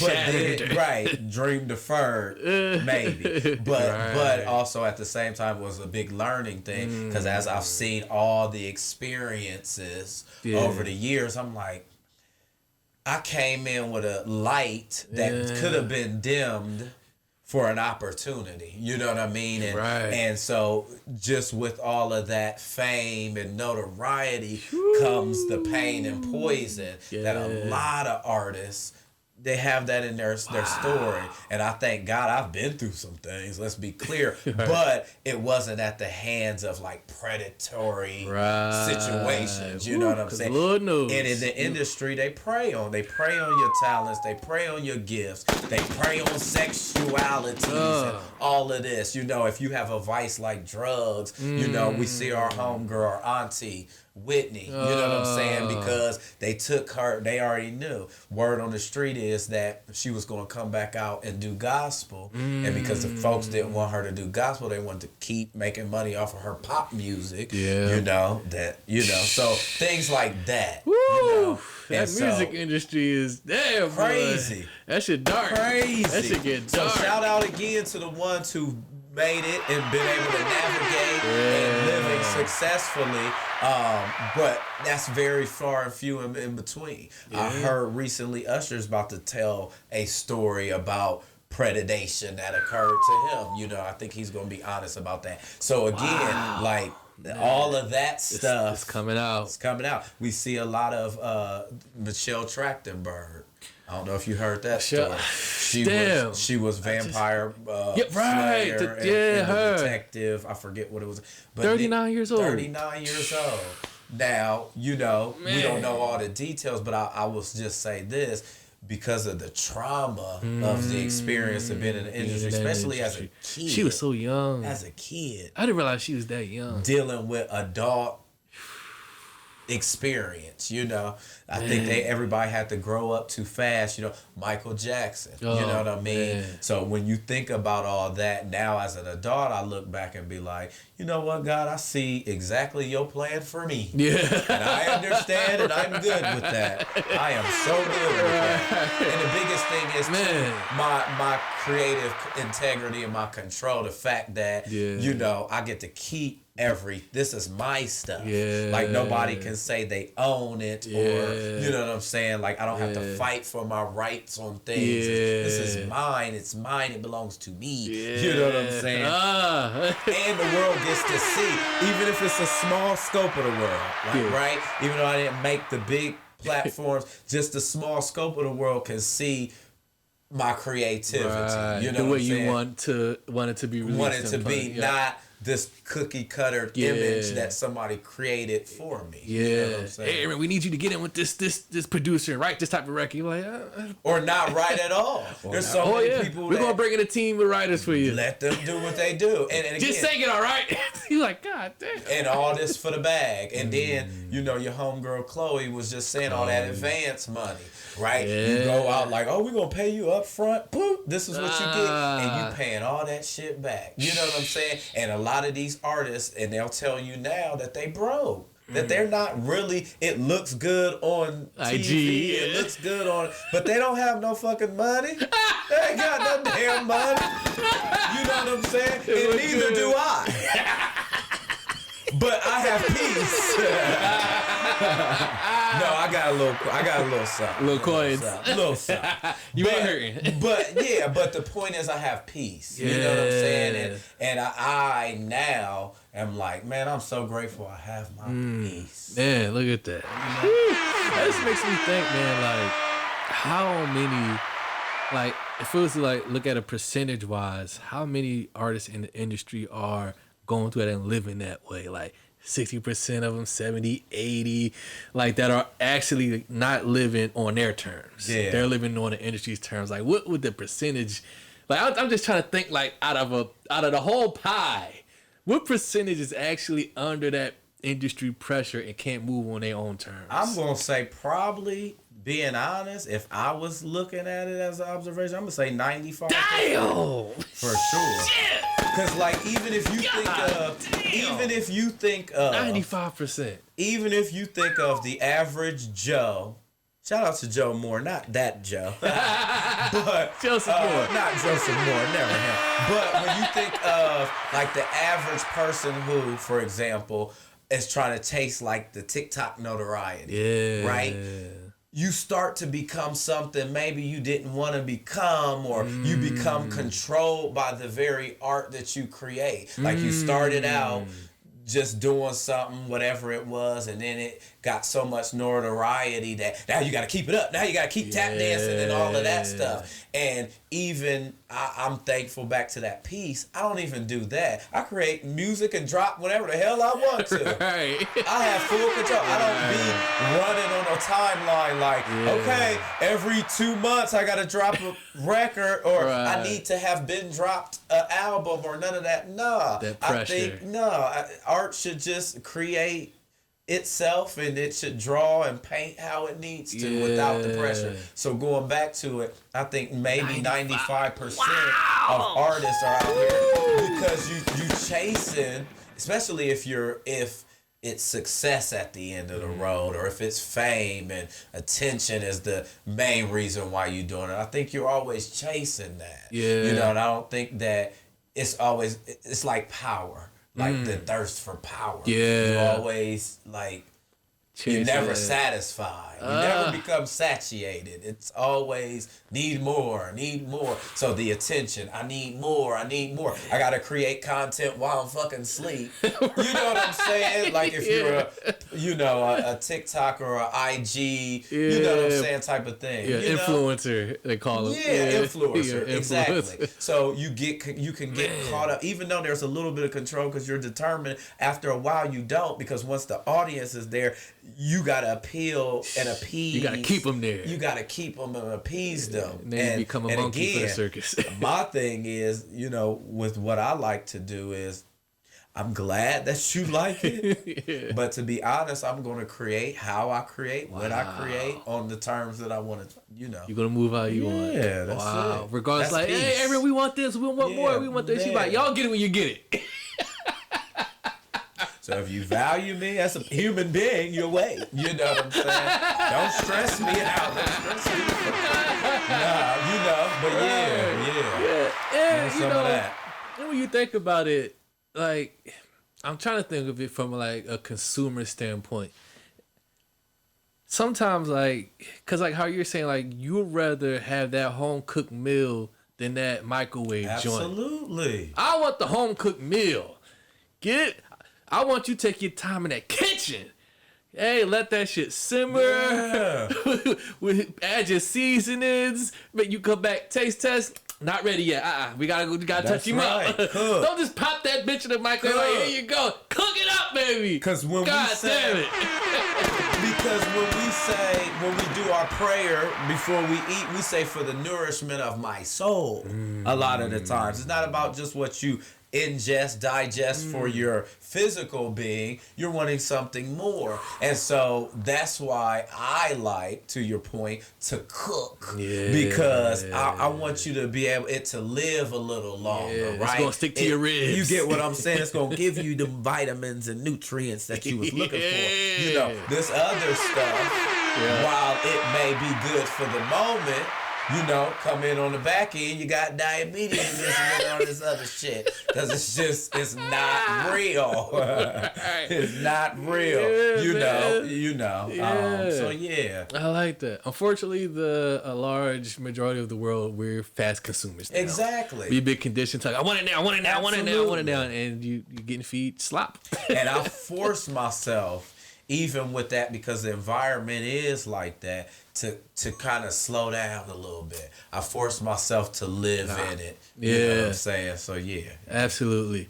Let's do this. We're going to take a break because my goddamn camera just went off. Damn you, camera! Gotta change the battery.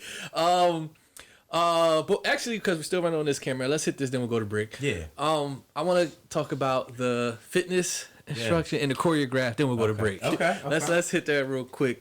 Okay, so when did you what did you start first? Was the choreographing or the fitness thing, or did they simultaneously? No, choreography. That was first. So literally, back to me watching the TV on the ground, hammer time, and my parents allowing me to. They was used to record, big things on their VHS, and I would record right on over them with, BET stuff. Oh, yeah. Now, they did get a little upset about that, but again, they would do that. I would take the mirror, the bathroom sliding mirrors. Oh, yeah, the one that go like, yeah, okay. I used to take them right out. Prop them up on a chair. That was like my mirror. Because for a large time, I didn't even know what I looked like. I would just create and move. And then I started like, well, maybe I should see this shit. Maybe I need to know what the hell I look like. I could be looking crazy. Like the TV is one thing, and I'm believing that I look like what I see on TV. I could really be out here looking crazy. So needless to say, I would pull that out, do that. So that started me in the minds, because I've always been a creative. Like, man, I can create my own choreography. So I started doing that at 9. All through, middle school and high school, the people would call me to create stuff, and so high school I had a lot of platforms where the teachers knew of the gift, and they would be like, oh, I was in show choir, for example, where you dance and sing and do all that, and my show choir teacher was like, that was when Wild Wild West came out, but it was the Drew Hill version. So we performed. I don't know why we were doing that in show choir, by the way. That was so random. But that was so random. It was the Will Smith movie, Wild Wild West. I don't know how that. We're gonna do this one, class. Yeah, I don't even know how that sonically fit in a choir structure. But needless to say, we did it, and she tapped in with me because she's like, I want that hip hop flavor to the choreography. You was the guy. Because, we were, that type of thing. She was like, I want a little bit more movement. So need some bounce to this. Boom. So, I started choreographing. And that just became a thing that I was known for. Like, everybody go to Ayren for choreography. Went to college, same thing. They knew I was dancing, singing, performing. So, the Divine Nine, like AKA, Delta, sororities Alpha, and all that, they would come to me and be like, all right, we doing X show. Can you choreograph for us, or can you just perform? You know what I'm saying? So, needless to say, I always was creating. Fast forward, how the fitness thing happened is coming out of college. I was going back. I was a member at Lifetime. And this was when Zumba first hit the scene. Zumba. Shout out to Zumba. Man, I remember that. But needless to say, a couple of my friends I went to school with was going to Zumba. And when I came out of college, they were like, you should try this class because you love to dance. And, you should just try it. We know you would enjoy it. And I remember looking in the mirrors because I would see it. And it was the Latin. And I was like, nah, that ain't for me, dog. That is not for me. You know what I'm saying? It didn't speak to me. You know what I'm saying? But needless to say, this one particular instructor, she was super dope. Shout out to Kenya Day, Work Fitness. They were like, you gotta try her because she be shaking ass, she be popping, locking, dropping. I think it's more your speed. So long story short, they brought me into class. I took the class. Nice. And I remember, I'll never forget, I was in the class, and then you know how you have this outer body experience moment. Literally, everybody's dancing, the music is loud, and all of a sudden there was a stillness. Everybody froze, and it was like the sky parted in that moment, and I heard the voice, and the voice was very clear, like, this is what you should be doing with your gift. So I was like, I can turn this, because I knew I could be dancing and getting gigs as a choreographer, but using this to immediately make a living, right? And more of a consistent, because in those things when you're trying to, you're pitching your work to people hoping to get a gig. But in this realm, I could do this. I could do this consistently and make money. So fast forward, under her tutelage, I started learning how that world was, you know what I mean? I already had the charisma and the performance aspect, but what does it take to be an instructor, right? And so initially I was like, well, I damn sure ain't teaching Zumba. No, and again, shout out to Zumba. I just knew that ain't what my body felt, right? I came from hip hop. I learned hip hop. So I came out, I was like, you know what, I'm gonna do hip hop fitness, right? And at this time there was only one other person doing hip hop fitness, particularly here in Columbus, Ohio. And shout out to Mike Nicholson. There you go. Show the love. But he was the only person doing something even in that vein. And so, but because I had her tutelage, I kind of was like, well, I can just do my own thing. And so that's where I started getting into hip hop fitness, which opened up another door because I was always an athlete. Growing up, I did every damn sport you could think of. Baseball, football, basketball. All of it. Well, I didn't do the baseball. Okay. Football was recreational. Basketball, because I ended up being short, I realized like that wasn't gonna work. But definitely ran track. I was a gymnast. I did martial arts. All of those things. Played soccer. All of that. So the athleticism piece was always a part of me. So then I was like, all right, boom.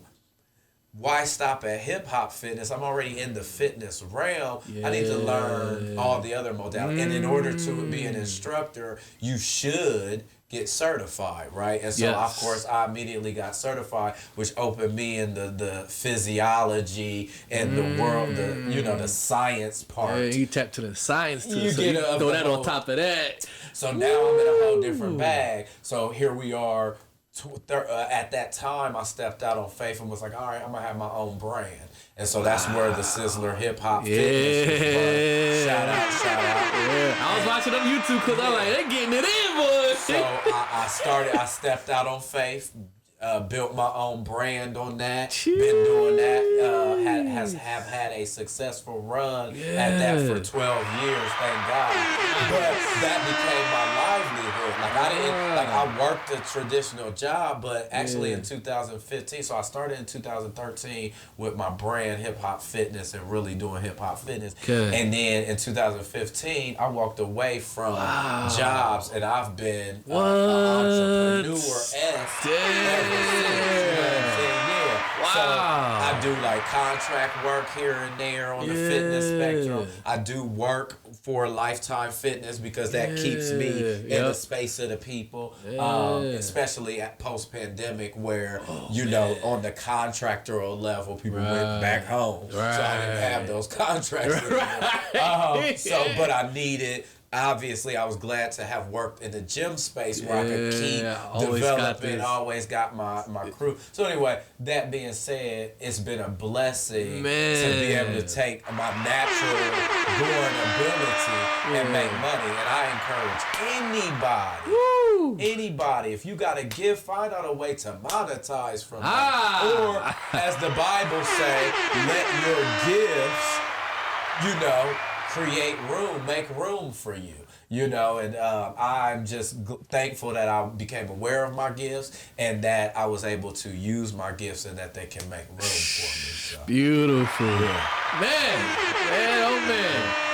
Wow.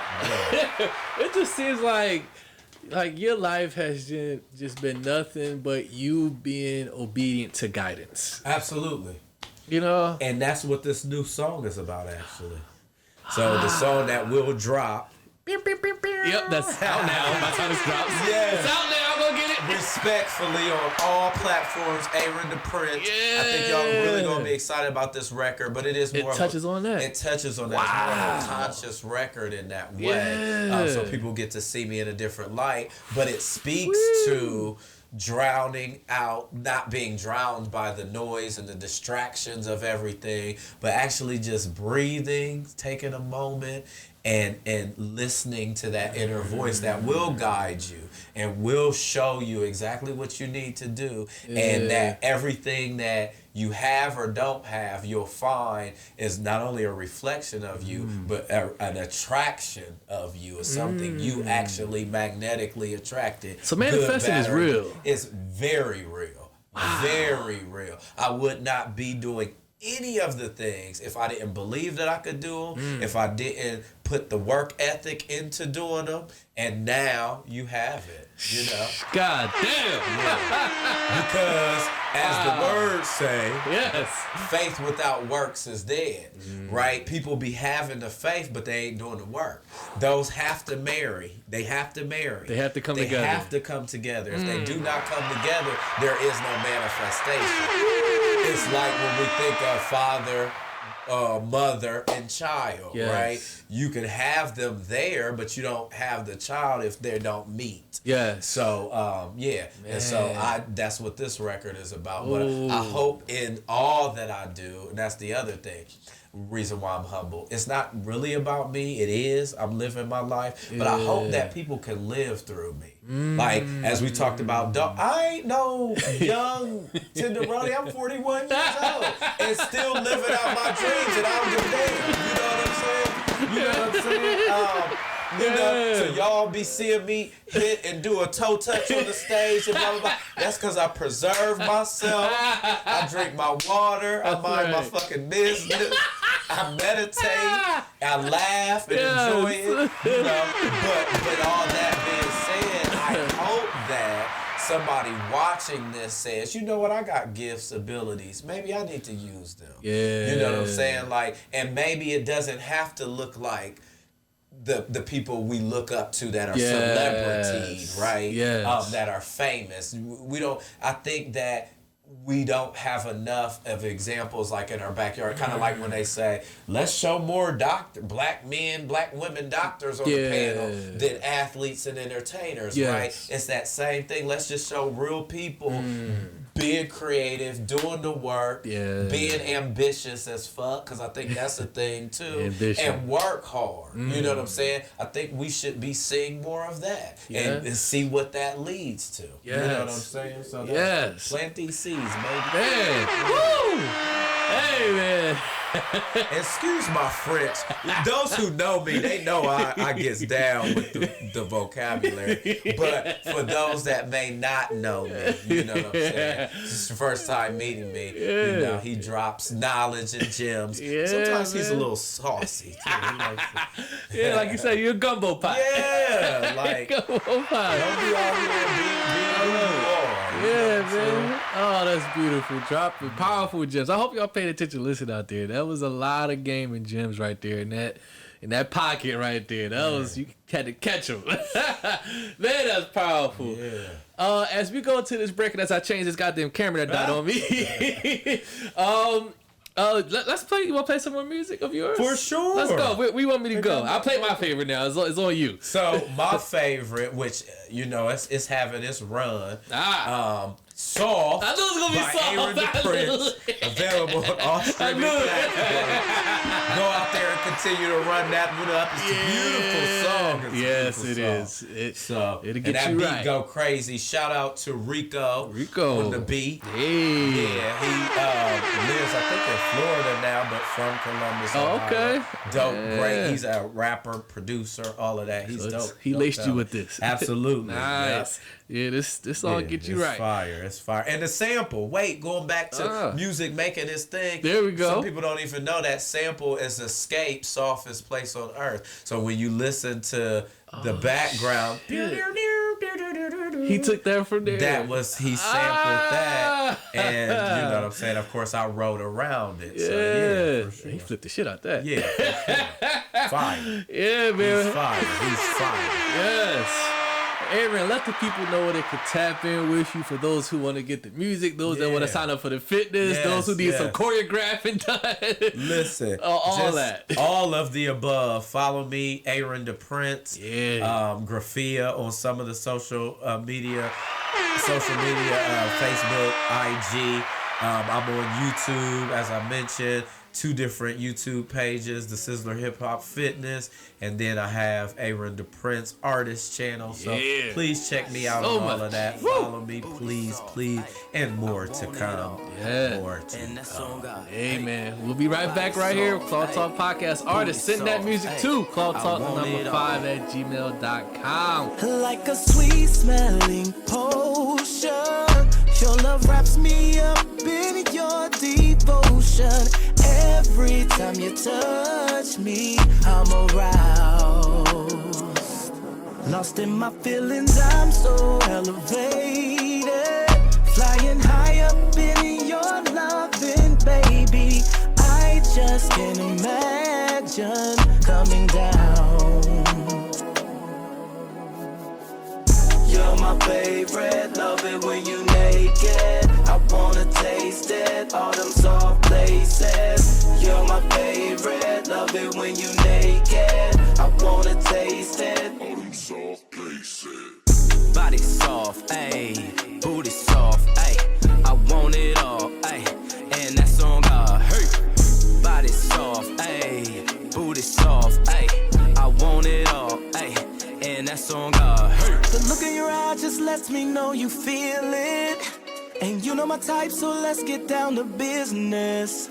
Do you want it fast or slow or in the middle? Not a place I won't go once I'm in it. Down deep in your waters, baby, I'll be drifting. To touch on the finest spots you've been missing. The softest place in you was forbidden. Came here to let you know just what I'm hitting. You're my favorite, love it when you naked. I wanna taste it, all them soft places. You're my favorite, love it when you naked. I wanna taste it. Hey, we back right here on Claw Talk Podcast. That was soft by the wonderful, the outstanding. And that's on God. Thank you. Shout out to your podcasting skill. Thank you, brother. Your ability to interview and communicate. Appreciate that. Polish. And I love that because you're an artist, like a student of the art. Yes. You know what I'm saying? You're studying. Yes. Yeah. You know what I'm saying? Like you doing this for real, not for fake. Y'all, thank you, man. when y'all get in this space, you see the ambiance.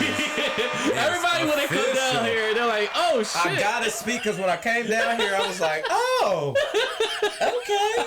So yeah, like he's got a real setup here. Yeah. Shout out to everybody who didn't establish and getting their feet wet. Yeah, man. You know, because it obviously takes some time. Takes time. You know. Takes time. I started this pod in 2016, and it did not look like this in 2016. For sure. So, but you gotta invest in yourself, people. Facts. You believe in your shit, invest. I tell people that all the time. Invest in yourself. Especially and I believe along those lines, investing in yourself, I believe that if a person isn't investing in themselves, that means they don't believe in what they're doing. Exactly. If you don't, absolutely. If you're not investing in yourself, just go ahead and leave it alone. That's right. Because you're just wasting your time. Absolutely. Because your product and what you put out is going to show that you really don't give a fuck. Absolutely. Invest in yourself. And whatever artistry or industry you in, buy shit. Yeah. You know, I got a whole 3 camera setup in here. You know, I've started with 1 camera, then I bought another camera, then I bought another camera. I got 5 mics in here. I bought 1, then 2, then 3, then 4. You got to piece it together. You must be willing to go broke for this shit. Okay? I definitely did. If you love it, you'll go broke. Yeah.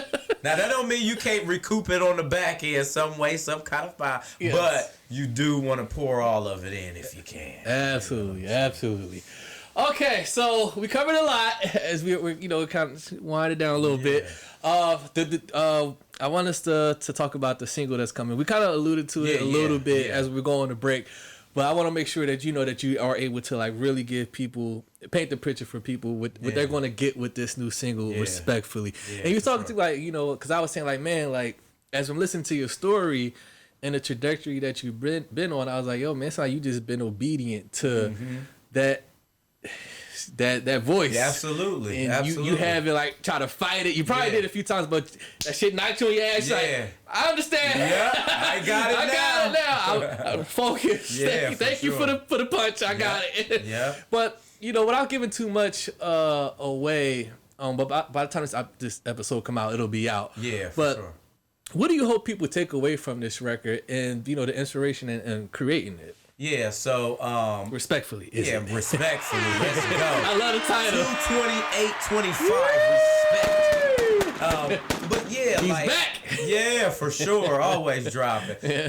But yeah, it's just about, I want people to understand and see and experience what like living in your truth means as an artist, as an individual, and again, just finding that inner compass. You know, a lot of times when we think of, when I mentioned the voice, a lot of times we think it's outside of us. It's actually right there inside, right? It's the big voice, the big God, if that's what you believe in, right inside you. And so that's what this song is about, like fine-tuning yourself to that wisdom, to that, and that will never lead you astray. And all of your success and who you are, respectfully, will be built in that, like that. The one of the lyric in there is the substance of your being, right? You will find the true substance of who you are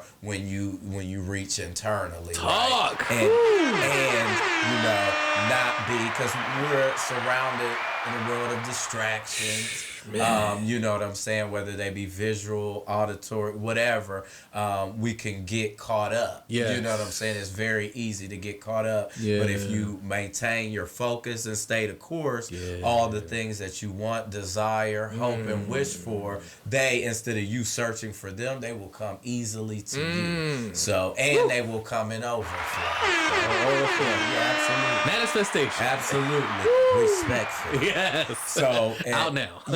and in the song too, there's a bit of a cocky edge to it. Oh, okay. That's where that respectfully comes in, because it's once you find it, others will see it too. Respectfully. Right. They don't like that too much. Yeah. What, he found himself? Fuck him. Right. I don't like this new guy. And I'm going to stay humble, respectfully. So, yeah, you know, it's that energy. It's that vibration. And I love that. It's also kind of more hip-hoppy on sonically. Okay. It's like a hip-hop soul record. So I've got some vocals and I've got some hip-hop on there. But that being said, that's where the cocky edge has to come. Once you find yourself, you can breathe in a bit of arrogance, right? Just a bit. Just a tad. Just be proud, you know, that you got there. But you don't have to shit on nobody to do that, too. I love that. Respectfully. Maybe that should be the title of the episode. Respectfully. Hey, go with what you know. We got so many working titles we can go ahead with. We gonna hit us so much. I love that. You know, I'm just thinking about that, like that journey on like finding yourself and being just concrete in that. Yeah. Like I'm comfortable in 100%. Like this is me. I don't care what those distractions say, what those outside, you know, influences may be. Even the battle within, like you were talking about, that voice is really inside. Like you're just affirming what those outside energies are saying, like, maybe I'm not good enough. Maybe I should make myself smaller. Maybe I'm doing too much. Maybe I need to turn it down. Oh, maybe I'm not doing too much. Maybe, and you're wrestling with it. And I was thinking, like, I remember, like, when I was on that journey, on, like, you know what, let me go on that journey, like, who the fuck am I? Who is Jerome? Yeah, for sure. Like, fuck what the world's telling Jerome who is. I'm letting the world define me. Shut the fuck up. Let me just tune y'all out. Let me do the work. Absolutely. And I'll be honest with you, Ayren, that's a scary journey. It's scary as fuck. Like, it's one of those journeys where you want to bail and get the fuck out of here. Yeah, big fact. Because you're forced to look at yourself every day, and it's uncomfortable. Fuck, it's uncomfortable as shit, Ayren. It was probably like, it's an assessment. Like, because you looking at all the ugliness, all like, and you just like, oh my god, this is me. Absolutely. All right, let me get to work. Let me get to work. Like, do you think a lot of people wrestle with that, like that journey on like defining themselves? Like, it's like, I don't want to do it. I'd rather let the world define me. Yeah. And I think a lot of it too is afraid of failure, right? Yes. And there is an expression that talks about the only failure is not attempting or not trying, right? That is the true only failure. So if at first you don't succeed, that's just so far. Like you gotta keep being able to commit to, you know what, I'm gonna keep doing this regardless of said outcome, and I can only get better hopefully if I'm a learned person. I can only restructure, reshape, re-navigate, you know what I'm saying, and come at it a different way to perfect it. And I think perfection is not like a point. I think I talked about this earlier. I think everything is cyclical. So you're always perfecting it, whatever it is. You know what I'm saying? But I think it starts with not being afraid to try, not being afraid to fail, and not being afraid to assess and do the dirty and inner work. You know what I'm saying? So, you know.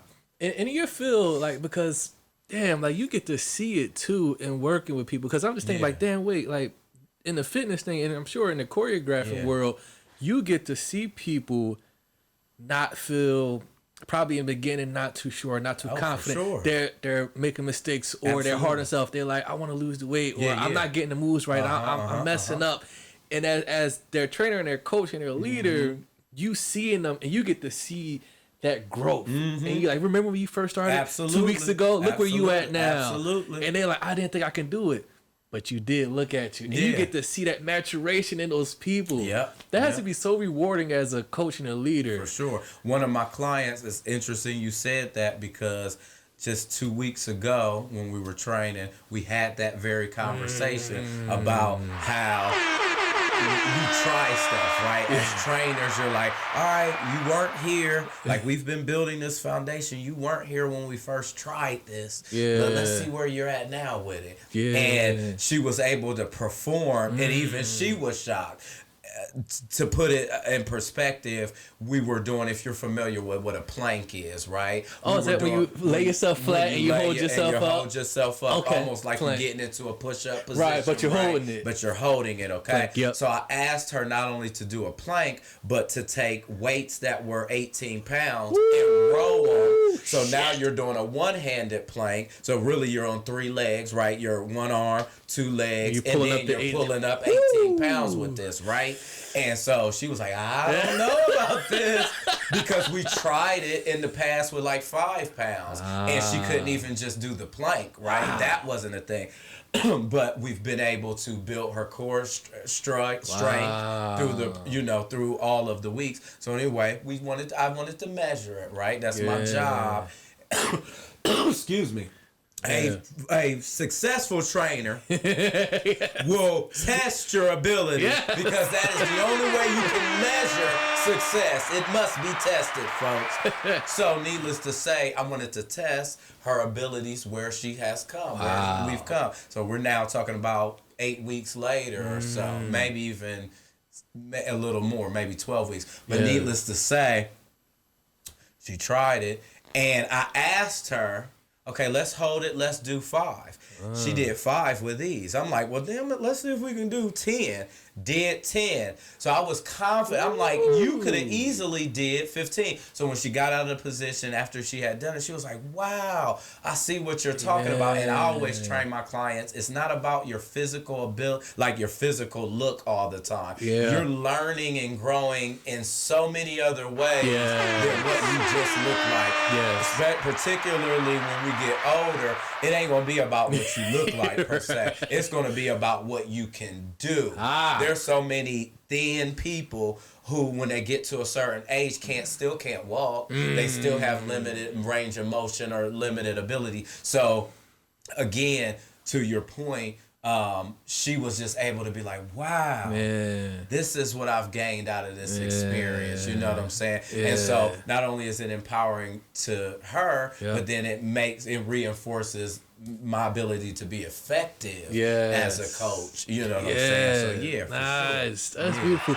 And that's reciprocal too, because like if you feel like you just conquered the gym, you go out in the real world, you like, I can take on the world, I can take on anything. Which is my confidence on 10. This is why I love dance fitness, to your point. So many people come to me, and you know, and shout out to all, because I have all types of demographics of people that come to my classes. Nice. All of them, old, young, black, white, everything in between. Nice. And some people will say, I just have no coordination, no rhythm, none of that. I'm one of those people. And they start like that. And I always tell people, the first obstacle you got to get out of is your mindset. It's not what you're able to do physically, because I guarantee you, if you say you can do it, you will do it. We have learned through imitation. We have learned through seeing people perform. And when we say, like when we was a child, I want to learn how to walk, right? You said that innately and you learn how to walk. You never said, I'm not going to walk, right? And I think people start there when it comes to things that they're not familiar with or that they're uncomfortable with. They're like, I'm not going to do it. No. If you want to do it, you can. We can learn this, right? And then, so to that point, they'll come to my class, and then weeks later, like the first class, maybe it's trash for them. And I always tell them, don't even worry about like learning choreography or any of that. Like just be in the moment, have fun, move how you move. Yeah. Because now I'm taking the pressure off, right? The learning pressure. Right. I just want you to be here. Don't worry about getting it right. Don't worry about any of that. Just be here. Just experience it. And the more times you just be here, the more comfortable you become being here. And now I can serve you a little more, right? And so eventually they start like being like, I'm learning choreography, and before you know it, they know all of my routines that we're doing in class. You know, and they don't even know how they learned it. How the hell did I learn this? And I'm like, because you took the pressure off of what you can't do. You know, and a lot of times that is our stop. Right there. That's when we talk about a hard stop. That's the hard stop. When you say, nah, I can't do. You know what I'm saying? So believe me, you can do whatever you put your mind to. It's crazy how this stuff is so symbolic to life. You can just take those and just pop it onto whatever outside of the gym or what else and apply it to your real life. And I failed to mention, so now to your point, now when they walk out of my classroom, right, now you're applying that to how you perform at work, right? So those things that maybe you were scared to try or, you know, scared to do, you do on I'm a bungee jump today. You get what I mean? Or, you know, I'm just going to be the best secretary in this motherfucker. You know what I'm saying? Like, you start building this awareness and this extra confidence that maybe you didn't have, because now you realize, damn, I took something that I didn't have, I turned nothing into something. And that is what the creator of all things has done. It takes nothing and turns it into something that you become your best self when you're able to do that. You know what I'm saying? Look at that. Transferable skills. Absolutely. Absolutely. It ain't always about dance. That's right. What did you learn? There you go. I love that. So does it disappoint you when you see people give up? Like you're like, damn, man, if they would have just stuck with it. I hate to see people they don't show up no more. They give up. They cancel their membership or whatever. It's like, damn, like they would have just stuck with it. In both spaces, because I didn't mention this when we were talking, but I got certified as a life coach too. I went to school. So when I went to school for psychology. Me too. Because I always knew that I was gifted in helping people and coaching people. Very good people skills. That was just a very natural thing that I had. And so I didn't, you know, the arts it's the hobbyist, right? The arts was what it was, but we got to have a career out here, right? So literally, I went to school for psychology. Fast forward, pandemic happened. I sat down and I was like, okay, I've been saying that, because I never got degreed in psychology. I just stopped going. God damn it. He just said, fuck it. I think I got it. I'm all right. And not even only that, you know, I learned too that certain things are just innate. You don't, in this system, it makes you believe you need to be certified.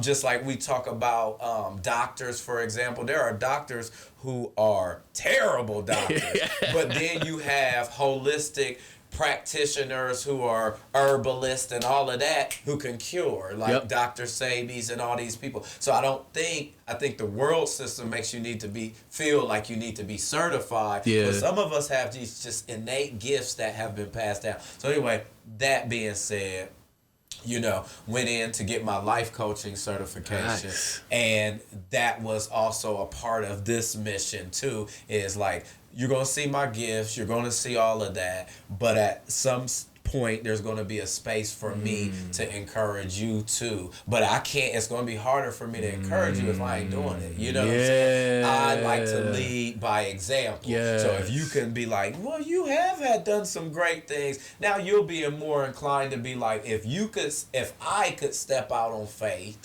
and do this, I'm sure you can too. Me and you, there's nothing different. The only difference is I may have a little ambition, wild ambition, but I also have that work ethic and drive. And if I give you a little bit of that, if I sprinkle a little bit on that, I think you'll be able to find out what you're great at too. You know what I'm saying? So that's what the life coaching will come. It's coming. It's coming. It's coming.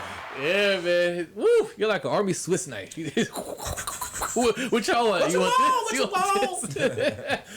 Okay, let's get into. Finally, the time has come to talk about the clickishness in Columbus. He's about to start some trouble now. The time has come.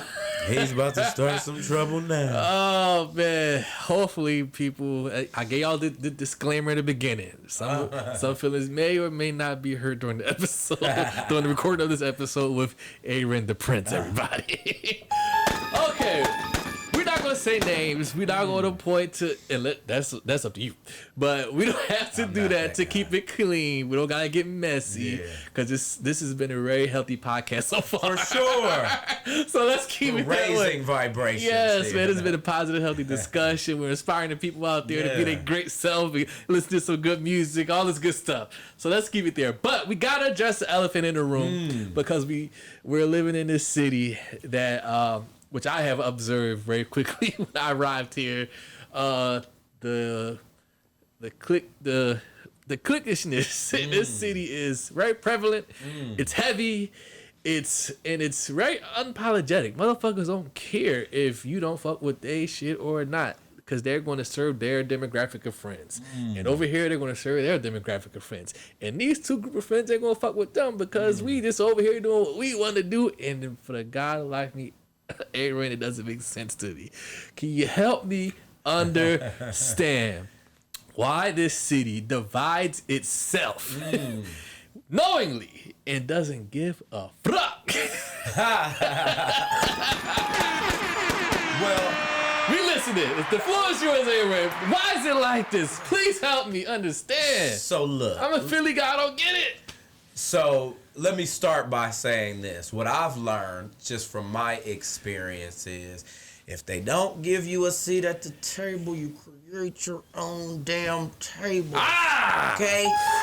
So, shout out to last week, Valentine's Day weekend. Yes. I did my first, I hosted and produced my first RnB showcase featuring other amazing, talented artists. Let me give a shout out to Telly Loves. That's my niece. She out here killing it, doing her thing. Sir Rob, he's been a great staple in the community as an artist doing his thing for many years. My brother Trouble is crazy on the microphone. And then we've got Miss Shamir Griffin, who's also, of course, we were all under one building doing it. And prayerfully, we sold out our show. So, I'm prefacing that. Saying, sold it out. Ooh, sold it out too. Sold it out. And I'm prefacing that to say, yes, if you focus on the people who don't support you, then that magnifies itself, so you become to have less support, right? Okay, yes. But if your intention is to do great work, to work hard, and have success because of that, then those are the things you will attract, okay? Let me start there. Okay. Now, get to the shit. But I also have to be honest that, interestingly enough, there is like this, what I've noticed, and this isn't just in the artist community, this is just in general. I think it's a people of color issue more than anything. Absolutely. Me and my mom were talking about this today. Yes. And we were talking about, for example, now, I don't know who watching this, but I'll put it all out here. We were talking about this idea of Project 2025, right? And I don't get into politics, but I just want to bring this to a point. Gotcha. When Project 2025 came up, Trump said, well, I'm not affiliated with that, have nothing to do with it, don't know anything about it. To a degree, he wasn't lying, because it was produced by a group, collective people who got together and say, this is our ambition as a collective. Yes. Okay? Yes. I feel like, so I'm saying that to say, I feel like that becomes an issue here, and not just here, I think in other cities where, as a collective, we don't stand in agreement with one mission. I think everybody's so severed and doing their own thing. There's no collectivism, like this is our thing. For example, I often say this. As an artist here in Columbus, there's people who have seen my work. People who have not given me a layup. Like, why wouldn't you? If I'm hot and you looking like at my work, artistry and everything, and you like, this dude is dope, give me that layup, give me that opportunity. Now, I got to shout out to people like Camille, right? So Dope Entertainment always gives layups. Okay, she's the GOAT. She's a powerhouse. Be clear. Also got to give a shout out to Wheezy. You know what I'm saying? I think she was just on the podcast.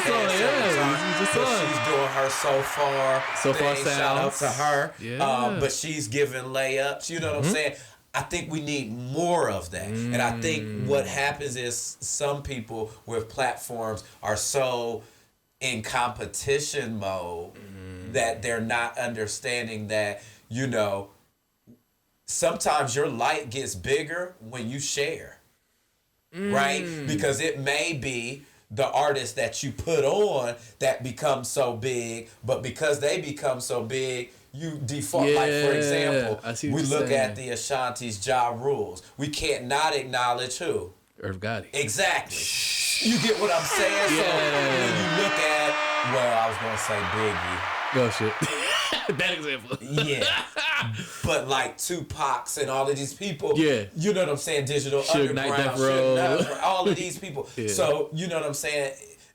It doesn't hurt us to give the alley-oop. I think, though, because the ego sometimes gets in the way, I think that's a issue with POCs in general. We struggle in this area. I want to be the only powerful person in the room. And as a result of that, you know, you don't give the opportunities that you could give. You know what I'm saying? And I also think we don't do, like, for example, people with platforms don't do enough research. They like, I'm just going to sit back and wait till the artists come seek me out. Nah, if your job is to, like, put people on, you gotta come. You should be seeking the talent. Go grab them. If you're a promoter in the city, then you should, instead of promoting artists that come that are national brands, why have you not looked in your backyard? To me, that's crazy. Shout out to the people that do that. Of course. I want to acknowledge the people that do champion. But there are so many others who will sit up there and be like, guess what? We got such and such coming to the stage. They're about to come all the way from And I'm like, damn, we got some dope talent right here in the city, and you can't give us a plug or a shout out? That's wild to me. You know what I'm saying? But I look at cities like, when we look at a city like Atlanta, for example, and you see artists coming out and thriving, a lot of times it's because the city all bands around them. They're like, now you the hot thing, you the hottest thing. We've already agreed that. Kind of like when you see a Glorilla come out of Memphis and all of these people. What tends to happen is the city bands and agrees that they're next up. He or she is next up. Or there's a collective group of them, but we're going to make sure we give them as much shine and opportunity as possible.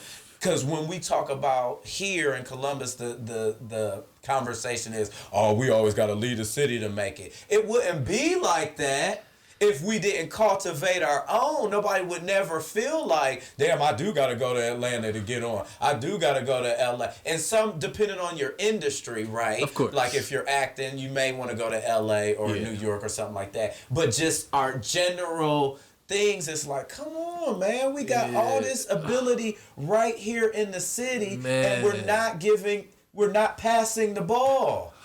Like, this is supposed to be a team sport, not just you. And then, like I said, it'd be people that, in your own arrogance, you're thinking you're more than what you are. And I think we talked about that. Nigga, we all still here. Right? We at the same Kroger.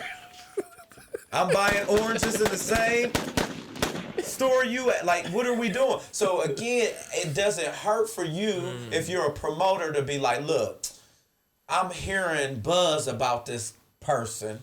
Let me go check his stuff out to see what he's about so I can get to know him for myself. And then when the celebrity people come on, I'm going to say, you know what, I'm reaching out to you because you fire, and I want to make sure my city is represented. There you go. Instead, we want to tap dance around people that are already famous. Nigga, they're not going to make you famous just because of... You know, I think people think proximity because they think because of proximity, like all of a sudden you're more than who you are. No, you're still here. They're going to use you, get their bag, and they going back to wherever they going. right on the plane. At least if you put somebody local on, they're going to do what I'm doing today. Giving those shout outs to the people that have put me on. Also shout out to First Fridays. Because they've given me a lot of opportunities, you know, performing in front of the big crowd. Drew Hill, DJ Envy. Absolutely. And I'm not going to say that there aren't those, but there's a long list of, and maybe these people are wannabes. Because that's the other part. If you are this, then I think that's how you're going to behave with that integrity. You know, there's so many people that have come to me, and I'll just use me as an example, like, hey, I'm going to fuck with you, man. I can't wait to have you on. I ain't seen it. You know what I'm saying? And it's like, you know, if you think I'm dope, why wouldn't you want to shine a light on my dopeness? It makes you dope. Right. For doing it. You know what I'm saying? And it'd be weird to me. You know, but again, shout out to and back to that clicky idea. I just think that sometimes we live in this proximity game. Instead of just really going out and doing the actual work and say, no, who's new out here making some noise? Learn your city. Let me go look.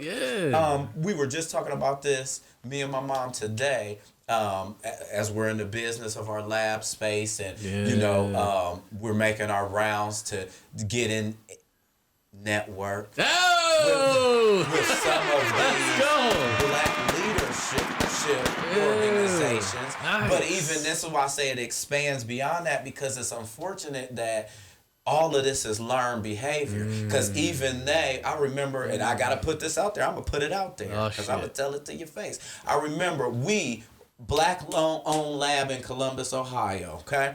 When the pandemic hit, nobody knew what the hell was going on. We were testing. We were one of the first, and we were located downtown Columbus. Wow. Governor DeWine did a big speech, you know, talking about the disparities among black people with COVID when everything was in the thick of it.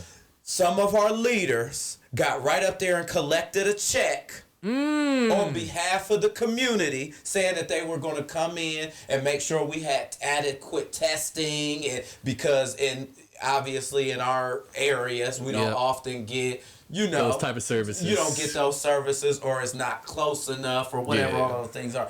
So anyway, you got the check from the state of Ohio to do the work. To provide the service, Then there's a company like us, right in the middle, right in the heart of the city that's doing the work. Did we get a dime?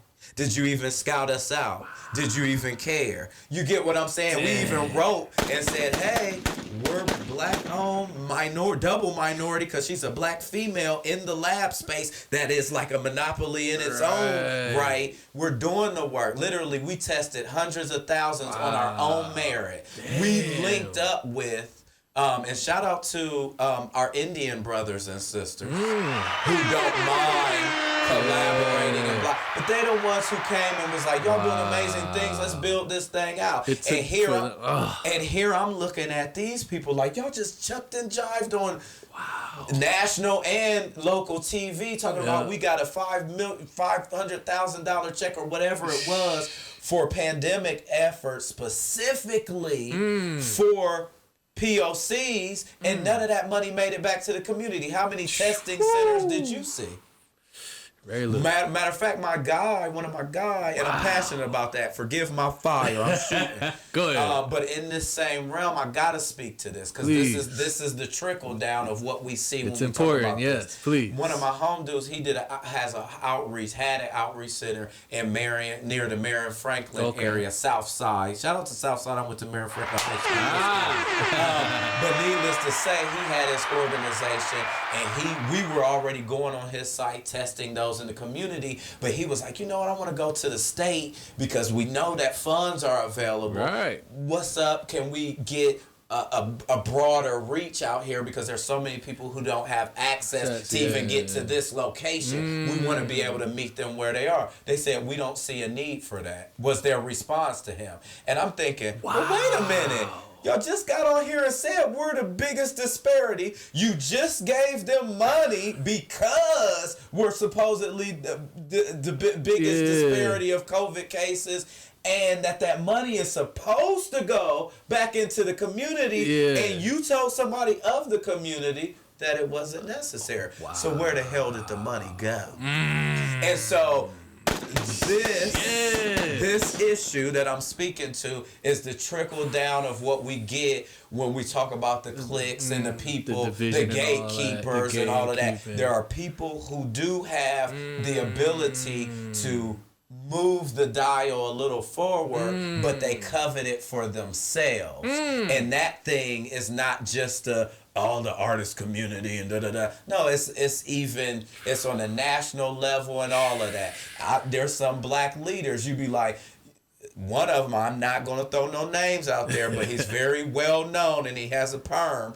But this dude, come on, you got a whole check. He just recently got a check from the Harris campaign to what did you do with the money? You just sure didn't put it back into, this is on a grand scale. So this is why even on the level I do, we're out here doing the groundwork. As my mom out here doing the lab, we test. We do mobile labs for people who are at home who cannot come out. We come to you, draw your blood, you get, you know what I'm saying? We do that. That's beautiful. And I'm not saying that to say, look what we're doing, but we do it. But we do the groundwork. So again, there's got to be a point where we actually meet the people where they are, instead of saying, this is what I do. Yeah. And you're not even doing it. You know what I'm saying? So again, back to this cliquish thing, there are people with great platforms. Your platform is only great though when you put in other great people on. It ain't gotta be me, by the way. Because I don't think I'm the only person out here that's worthy to be on these things. But again, we have so many people that are in positions to do great things for the community. So when we see, and you come from Philly, this man saying that, not me. This is his observation. I'm just telling you because I live here. This is why it's going on. Yes. But again, you know what I'm saying? This is why we see that, because it is unfortunate. Like, this is ingrained in our culture. It's terrible, though. You know what I'm saying? It's very terrible. You know, we can even go back and shout out to my church folks, but I don't see enough of them standing on the front line. So anyway, that's a whole other conversation. So again, this is really ingrained in our people, and we need to get out of that, which is why as a collective, it is hard for us to move in the way we're supposed to. Like, we run around and we're like, give us this back. Just by FYI, black people built civilization, period. Woo. That's an end stop. So you don't need anybody to give you anything when you built it.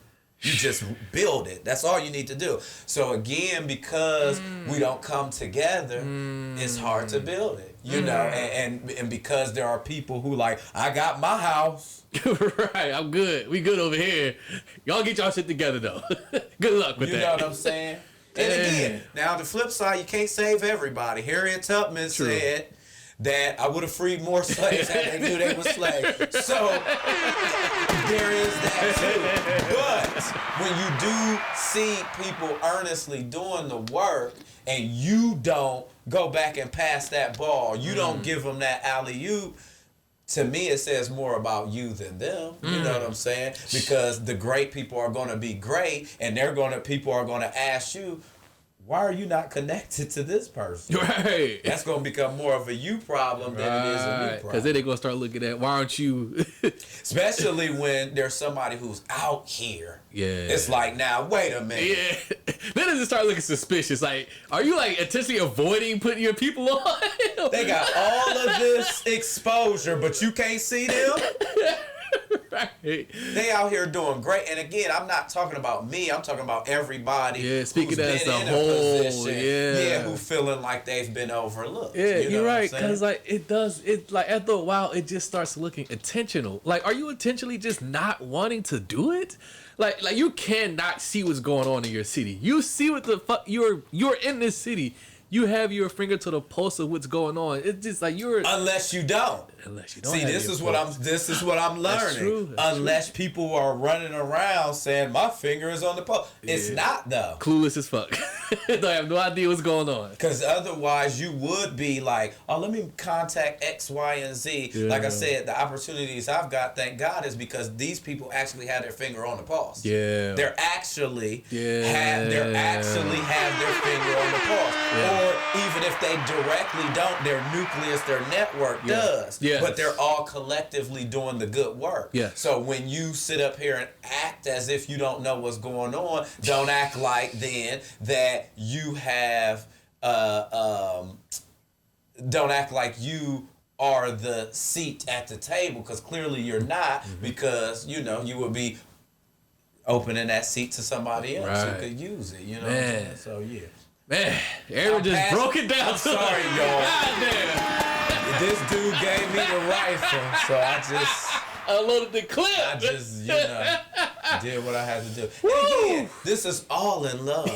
This is, because if you know me, it really is in love, because I do want us to do better. Of course. I do want to, and it is disheartening when somebody from another city has to see that and point it out. And you're not the only person. Now, we say it here, and we be like, oh, yeah. But when somebody ain't from here and they see that, that's like real bad. Yeah. You know what I'm saying? Yeah. That's on borderline effed up. Yeah. You know what I'm saying? So, you know, and again, it always is going to say more about the collective than it says about, you know what I'm saying? Like, why would you have to see that? Yeah. Like, some shit should be brushed under the rug where, what they say at, what's they say? Mixed company. Your company ain't supposed to see your dirt. Your dirt. Here he company and no. See all the dirt. like, come on, that's crazy. That's crazy. Yeah. So that means it's so intentional or so obvious or so blatant. Yeah. But all of those things are disrespectful. All of those things are disheartening. Right. So. Like you said, like it's all a big trickle down. Yeah. Man. Yeah. It's like a disease. Learned behavior. It is, you know. And then I've realized if we're just encapsulating it with this, is broken people are broken people. So when we're asking for like a fixed or a solution which requires like mending, right? Yeah. Solutions require work and mending and fixing and putting together. Yeah. Unfortunately, this is why we get this, because there is a lot of brokenness, you know. And there are people who, again, sit at the helm of the gate who are broken. The gatekeepers, man. They just so happen to have the position, but they still broken. Because if you weren't broken, you would, again, be like, how can I get as many people in this door as possible? Because if you win and I win, we all damn win. You know what I'm saying? Yeah. And that's why it's been my mission. If, again, you see my work at any level, you're going to see all the collaborations, too. You know what I'm saying? When I perform, my dancers is with me, and they're doing great things on their own, you know, but I give them opportunity to be lifted. Absolutely. When I did my recent event, you know, I put people on. I've been put on by people. You know what I'm saying? So I think if we all continue to do that, it grows. Right. You know what I'm saying? As opposed to, and then your network grows, right? There you go. And your resume and everything else follows that. But like I said, there's so many people that I'm like, particularly you promoters. What are you promoting? You know what I'm saying? Like, it's weird. It'd be so weird. And it can be frustrating because, again, y'all will tap dance for a national artist and your people in your city got mad. It's a whole bunch of us. And for whatever reason, instead of saying, you know what, let me give some open, or if you do give a spot, you'll try to give it to the same people. And it's like, that's a cliquish spirit too.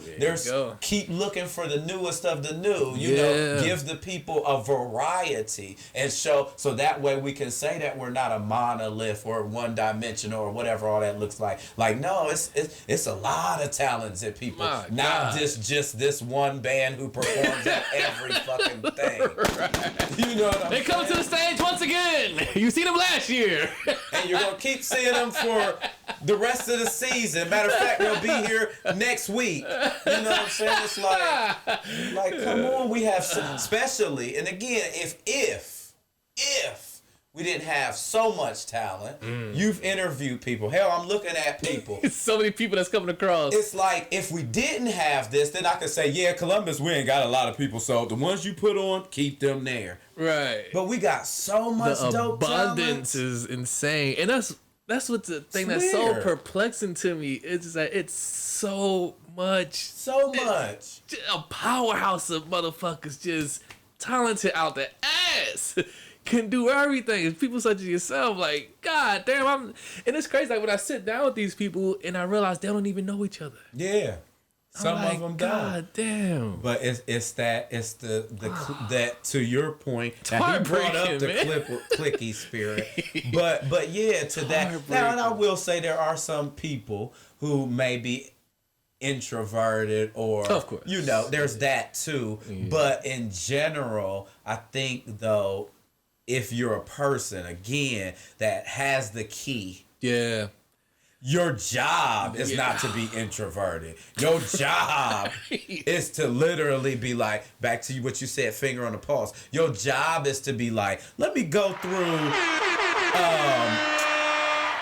my network and go through that network and that network until I find the things that I'm looking for, right? Yes. Like I'm looking for the hottest band. Mm-hmm. We've already seen this band on the stage. Yeah. Let me look for somebody else. Like we should be doing those things. Do the research. Check out the resume. Yes. You know what I'm saying? Yes. Now don't shoot the messenger today. But you know what I'm saying? But this is a truth. We have to address it. Because, you know, I think some people don't want to say it. And again, let me also say there are beautiful people who have given amazing opportunities. So I always want to, and they all know me.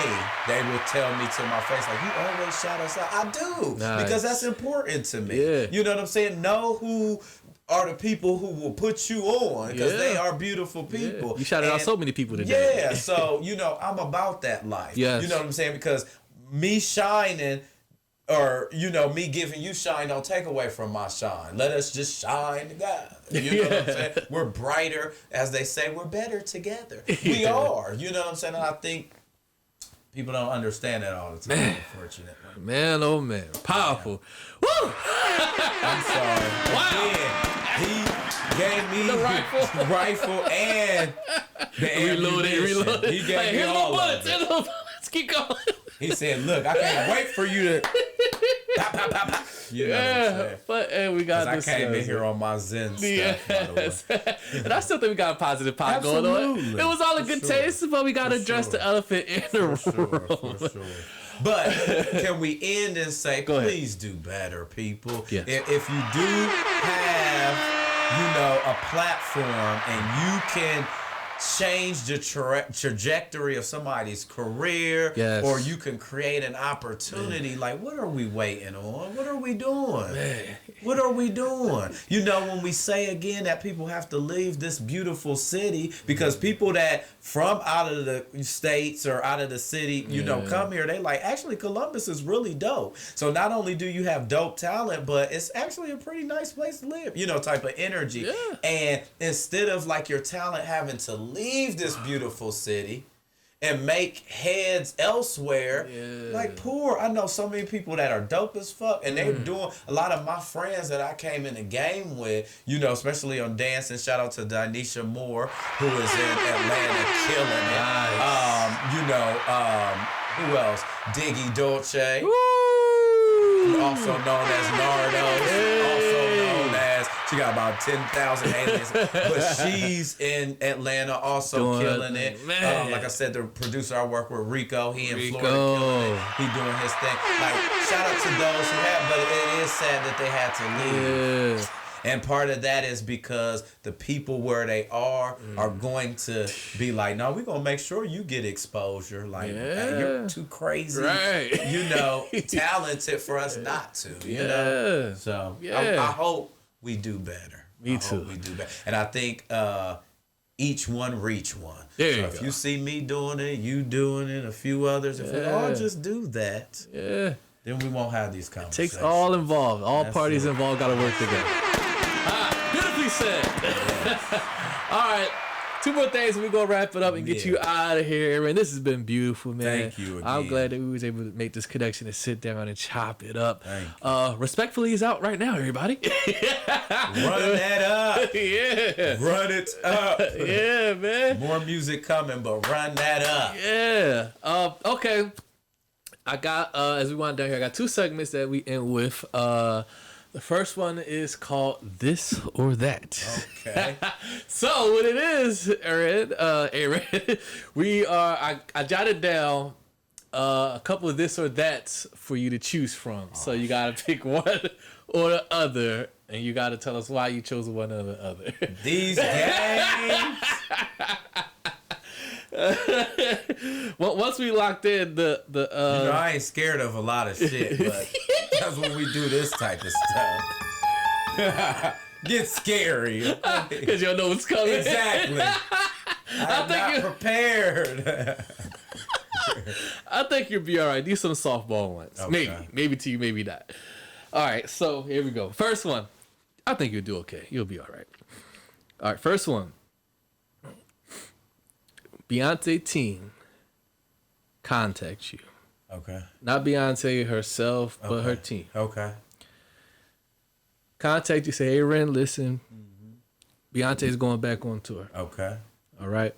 We need a new look. We need something different for her. Something the people haven't seen from her since her tour. We need it completely different. We got wind of an Instagram video of yours circulating around of one of your choreography classes. Okay. We seen a number. Is this true or fake? This is true. Okay. Because you've seen this. Okay. I've probably seen it. Okay. I do research. Okay. Shout out to me. Shout out to him. He does this for real. For real, not for fame. I appreciate it. They come, they say, listen, man, hey, we're going to fly you out. We was impressed with what we seen. We want to take a meeting with you. You're not going to meet Beyonce, so we want to meet with you before we move things forward. We want to fly you out to Atlanta. We're going to have a meeting. We're going to discuss what you can offer and bring to stage performance, some ideas that you may have. I'm pretty sure you're familiar with Beyonce, which you think will work well in this tour. Okay. Get to Atlanta, you meet with her team of people, shake hands, nice to meet you, y'all sit down, have lunch, and they say, listen, we're going to be honest with you, we want to bring you on. We don't need to see anything else. We've done the research. We're confident that you can deliver. Okay. We're going to give you a flat fee. You have 12 weeks to deliver. Once we see your presentation, we'll show Beyonce. If she approves, you'll have 8 weeks with her, one-on-one. Okay. Then you have the back dancers to yourself for 4 weeks. Where is this going? You're like, when do I sign? This is the build-up of a lifetime. I know, you're like, I'm trying to roller coaster. Right. You pay $500K. 500,000. Okay. Flat check. Yeah. All right. The caveat, Beyonce has to approve of your presentation. Okay. That's the first one. Okay. That's the first this, or that. So that's the first one. I'll run it back down to you if you get. But that's it. So the second opportunity, you got to pick between the two now. Mm-hmm. Here's the second one. Rihanna. Okay. She contacts you herself. Hey, fuck my people. Ayren, this Riri, yes, it's her. Uh-huh. Listen, boy, you cold. I fuck with it. Okay. I fuck with the music. Okay. I fuck with the dancing. Okay. I fuck with it all. Okay. I like your style. I like the way you dress. Okay. I'm fuck the model and shit. Yes. Listen, I'm gonna fly you out myself. Put you in the hotel, 5-star, a week, 7 days. You're going to hang out with me and ASAP. We're going to show you the town. ASAP is relaunching the clothing brand. He needs advice, some fashion tips. He needs models. I know you know people in your network. Opportunity to put your people on. Hey, I'm thinking about coming back into music. If you can deliver me a hook, I don't need a whole record. Give me a hook. I need to get the spark back. I'm Rihanna. Give me something, Ayren. We fly you out 7 days. Wow us. I'm fucking with what we're seeing. Me and ASAP, we scrolling through Instagram. Who the fuck is that? Dude cold. Okay. Bring him to us. Rihanna needs the hook. ASAP needs fashion and models. They fly you out directly to them. You ain't dealing with no people. You ain't waiting for a yes from Riri or ASAP. Okay. We going with Beyonce. Wait, now, can I ask a question? You want to clear something up? Go ahead. The bag. Rihanna didn't seem to mention a bag anywhere. I got you. I need to know that. You need to know what you're coming away with. Right. Okay. You land this record. You get writing credit. Okay. You get publishing. Okay. So if this record go number one. If you write her number one. Right. She can. All she gotta do deliver. Right. You write that bitch for her. That's Rihanna. Absolutely. She's fucking Rihanna. Yeah. She's saying the shit out there. Oh, we've been waiting on Rihanna to drop. They eat that shit up. They wait. They hungry. She like, listen, you write it, I deliver it. Here's the bag for you writing. You working with ASAP. You getting the models together. You helping them out with the fashion and the brand and all that. $750K. Okay. Plus, that's a flat fee. We just gonna give you that for the work. Mm-hmm. If this record go number one, you getting the publishing. Yeah. Every time that record spin on whatever, network TV, fucking TV shows, radio, you getting a check. whenever ASAP sells some shit, you getting a check. Your models eating. And we fuck around and may want to bring you back because you fucking delivered $750K. Right. Residuals for the record. Your models eating off the opportunity that they got for the show with ASAP, and you eating off every merch that gets sold that you help him design. Okay. Beyonce on tour, $500K. We need a whole fucking set. You build it. Right. You build it. $500K. This Beyonce. Okay. She don't want nobody else. We handle all the legalities, all the paperwork, you'll get everything. Okay. We going with Riri ASAP. Oh, we going with Beyonce. We got it right where we want them. Now here's the question. Can I say why, or do I get an opportunity, or you just want me to say? You gotta explain why you going with one over the other. Okay, for sure. So, want me to run down for you again, or you got it? No. I think you made it easy. You made it easy. Okay. There was caveat that you liked. So the reason I'm gonna have to go with Riri. Oh shit! Because it sounded more personalized, right?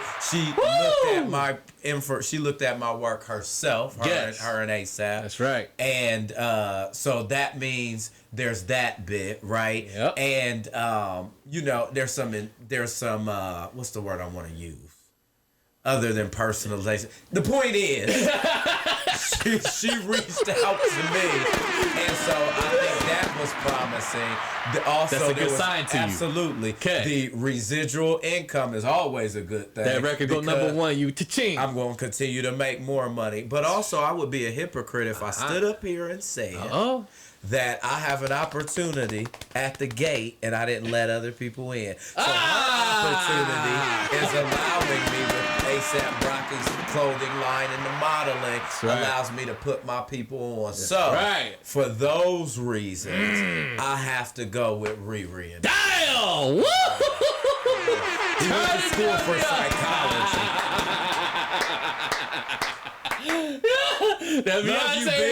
Love you, B. Yeah. You still to go. Turned down choreograph for a whole tour for Beyonce because of personability and the people you could put on with Riri and ASAP. Yeah. Wow.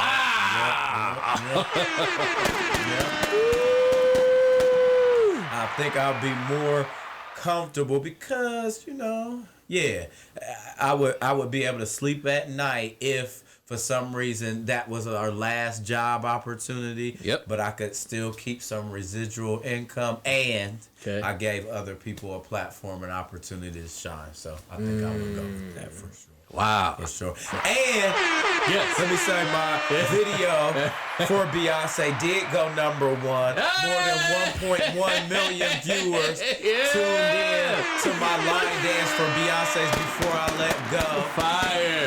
I did reach out to the team. They didn't reach out back. Actually, what they did do is take that shit down. Basically. They didn't actually say take it down, but they did kind of was like, like I should have been able to monetize it off of it because there's ads and branding associated with that video now because it blew up. It went worldwide. Did you expect that was going to happen? I just do my art. And that's it. That shit just spread like wildfire. Because let me tell you, organically, real quick, I gotta just say Please, go. so people know how it happened. I heard the song when it first came out, right? Beyonce, Before I Let Go. In my mind, I'm like, ooh, cookout record. Reminded me of a line dance that was an old school Frankie Beverly song back when we used to do line dances, and that was the cookout summer record, and that brings people the congeniality of it all. So my first mind went to create a line dance. So because I'm a fitness instructor, shout out to all the beautiful ladies that are in that video.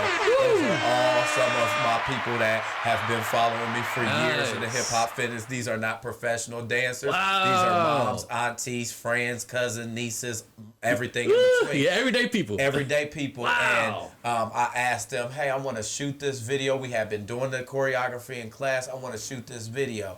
I get a call maybe a week later from one of my friends like, you know, they got a challenge to this? There was no challenge out. Because, you know, I don't know if you knew about the Beyonce challenge that came out. But so your video was prior to that. Was prior to that. So I had dropped it and that goes to show you when you listen to that inner, you'll be in alignment with, you know, what's going on. Wow. So long story short, I had dropped it.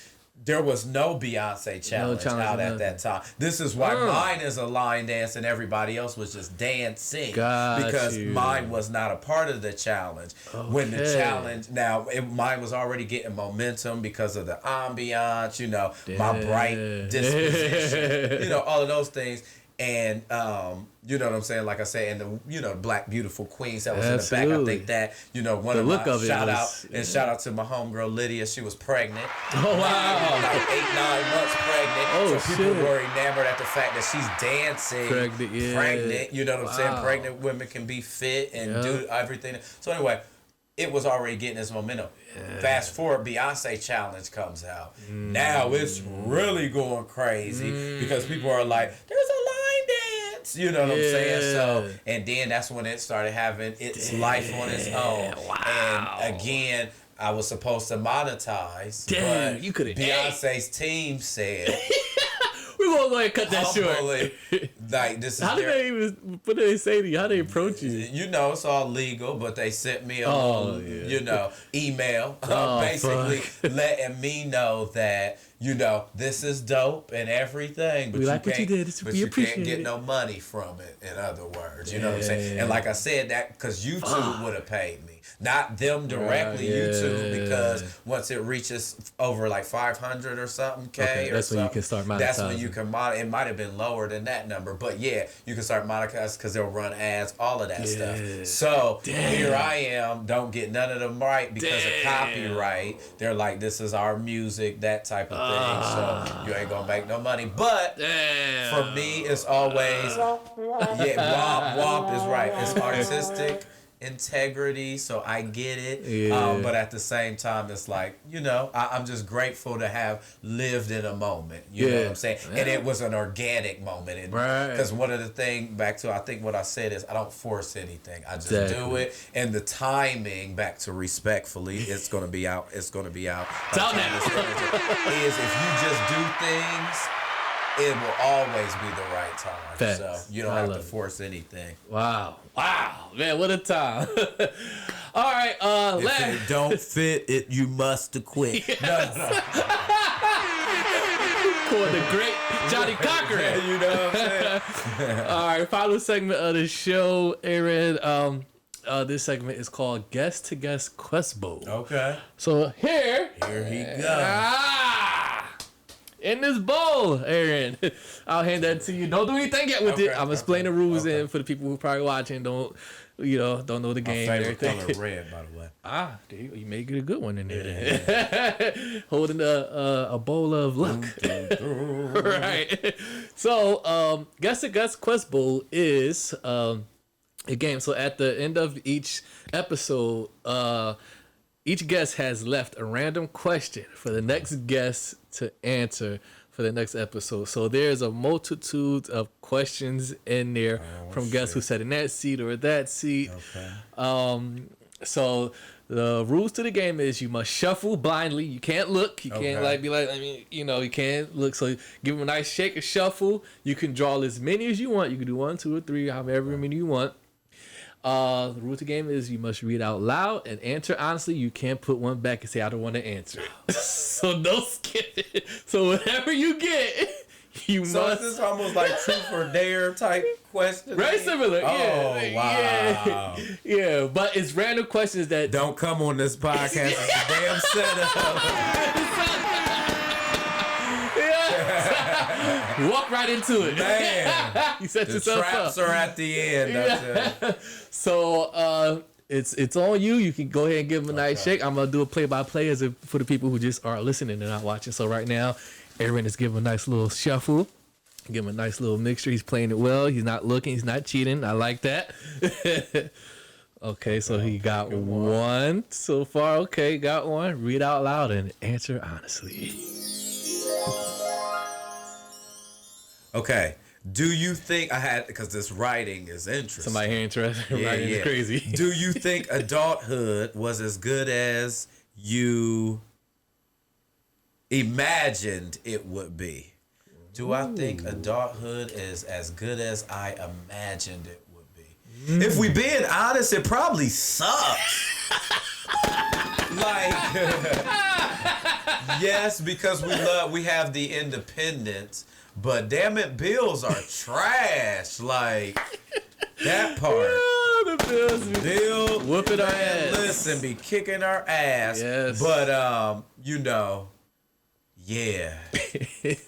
Yeah. So it's not as good as that is a good one. Yeah, Shout out to whoever that guest was. Yeah. And by the way, I don't read these. I don't not go in there or nothing. I just let the guests throw them in there. It's as good as I thought it would be. Wow. That's because a great again, question. we thought being young, I can't wait till I get older and get out of here. Man, get the hell out of here.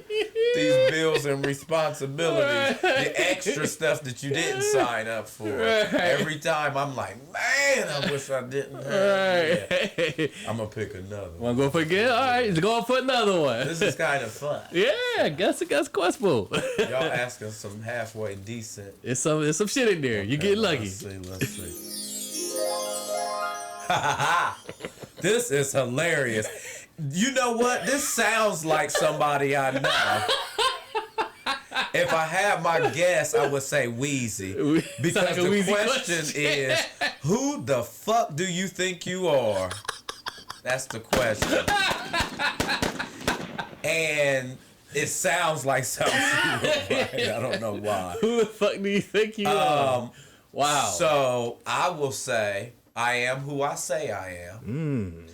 I am who my work presents itself to be. And I'm Ayren Lorante, which is my real middle name, Graphia. And as an artist, I'm Ayren DaPrynze, but I am everything that I believe that I am. Nice. I'm gonna do one more. Go for number 3. Because they always say 3 is a charm. 3 These is are a good. charm. Yeah. Shout out to the guests that's been on the show. Y'all got some good ones in there. Weezy, you gotta add. You put your money, that's Weezy. I don't know. I just feel like that's Who the fuck do you think you are? Right. I just hear her voice saying that for some reason. Let's see, All right, let's give a nice little shuffle. He got one. Small piece of paper. Yeah, very tiny. Oh, they typed this one up. Okay. Yeah, sometimes they bring them in. Why is it okay socially to be bad at math but not be able to read? That's a good Read question. that one more time for the people. Wow. Why is it socially, and I'm guessing socially accepted, why is it socially acceptable is probably the missing part. But why is it socially okay to be bad at math but not okay to be not be able to read? Wow. I think because math for most people is considered harder, right? Yeah. Unless it's basic addition and subtraction. But then also, I think math leads with the premise that you got to get the answer correct. There is no in between. And I think we give people more grace when they can't read because we presume that maybe there's a learning disability. So we're sensitive to those things. Yes. And also because in this auditory and visual stimulated world, we don't need to read no damn more.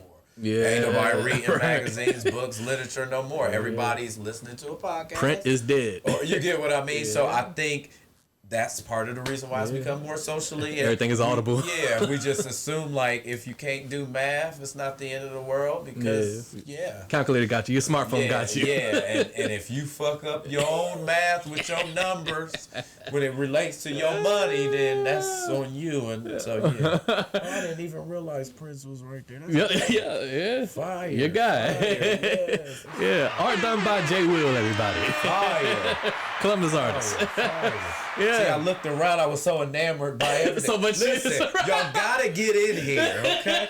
Even if y'all don't get on this mic, just come and just check out. It's live in here. Yeah. The camera don't do it justice when people watch it. Shout out to Jerome. Thank you, man. Watch live. Hey, Claw Talk Podcast. Where else would you rather be? Yeah, shout out. Thank you, man. Appreciate it. That was Guess the Guest Quest Bowl with Ayren DaPrynze, everybody. Yeah, go ahead and throw it back in there because you're going to throw your own in there once you wrap up and everything. Shit. Final question, and we're going to go ahead and wrap this up. Hey, make sure y'all get respectfully out. Streaming right now, respectfully.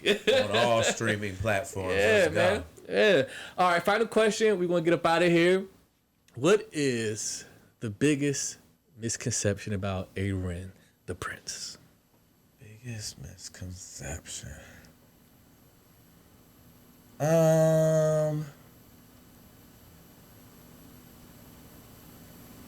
don't know that there is one. Maybe. Because this was one that was given to me in high school. Okay. And it could have followed me. But maybe that I was in the space of arrogant or conceited. Arrogant or conceited. I think when people get to know me or when they meet me or people who know me, they're like, nah, this dude is far from that. You know, but I think outwardly they might, because they was look at the work. Yeah. Or they might look clearly at, he got to be arrogant and conceited. you know what I'm clearly. saying? Or they might look at a physical appearance and assume that life has been a certain way or you attract or whatever, all these things that, you know what I'm saying? But that's not my baseline. So you're not arrogant or conceited none at all. of those things. Most people already know, as you said when I walked in the door, like, dude, you don't even act like you're right. You don't act your worth. Yeah. You know what I'm saying? Jesus Christ. And I don't know what that looks like, but no entourage, no nothing. No, get out my way. Where do I sit at, motherfucker? No diva. Now I will tell you when I'm on my business mindset, there is a little bit of diva too. Just a little bit. I like my shit to, you know, if get you my work shit right. with me, get my we gotta get this right. tight. Yeah, I'm detailed in that way, but got you. No I think diva. That might be a misconception. Maybe arrogance and conceit. Maybe. I don't know that that's a real thing, but I remember I heard that growing up at one point, and then it was okay, being arrogant or conceited. Okay, and I think that the reason why I would say that is because sometimes people think confidence. They mistake that for you. Absolutely, because I proceed in all things with a high level of confidence. Yes. That's because I'm very aware of what I have to offer. So I think in that regard, it can be misperceived. So that would be the only thing. I like that. All right. And for the people, for the ladies that's watching, I had to start asking this question because after every time there's people that will DM me and ask me, hey, who was that? Who was that on the pod? Both for the ladies and the girls. Oh, who was him? Or who was her? I'm like, ask them yourself. Are the DMs open, Ayren? They want to know. So they've never been open. God damn! Yeah. You're breaking hearts. I apologize. No, they're open for business. Okay. Don't care about no damn business. So if it's a business endeavor, absolutely shoot them DMs. But anything romantically, anything other than that, even if I was single, I never entertained that. Really? Type of stuff. No. Not a dating fella. No, not necessarily. You good on relationships right now? No, I just don't do it through like a social media. I want to meet you out and about. I need to, because I'm an organic, chemistry-oriented person. I need to know that I got a connection. You could be highly attractive and be not worth shit. You know what I'm saying? or let me just rephrase that. We may not have a connection. Okay. You know what I'm saying? But no, at this DMs time, I am happily involved. Shout out. Very nice. Happily involved. Very nice. But I appreciate those who might be interested. All the inquiring minds. Yeah, we can be friends. We be friends. Okay, there you go. You know what I'm saying? You know they're gonna push to be more than friends. Yeah, well, listen, if the bag big enough, let's go. Me and my partner have a conversation. It's all business over here. It's all business over here. But you know, plus one maybe if they act right. If you act right and that bag right, look, it might be but it's serious. I love it. We good with friends. But you know what? Being honest, even on that question, nobody has ever I shouldn't say that. The people that do hop in, they be the ones that you be like, you?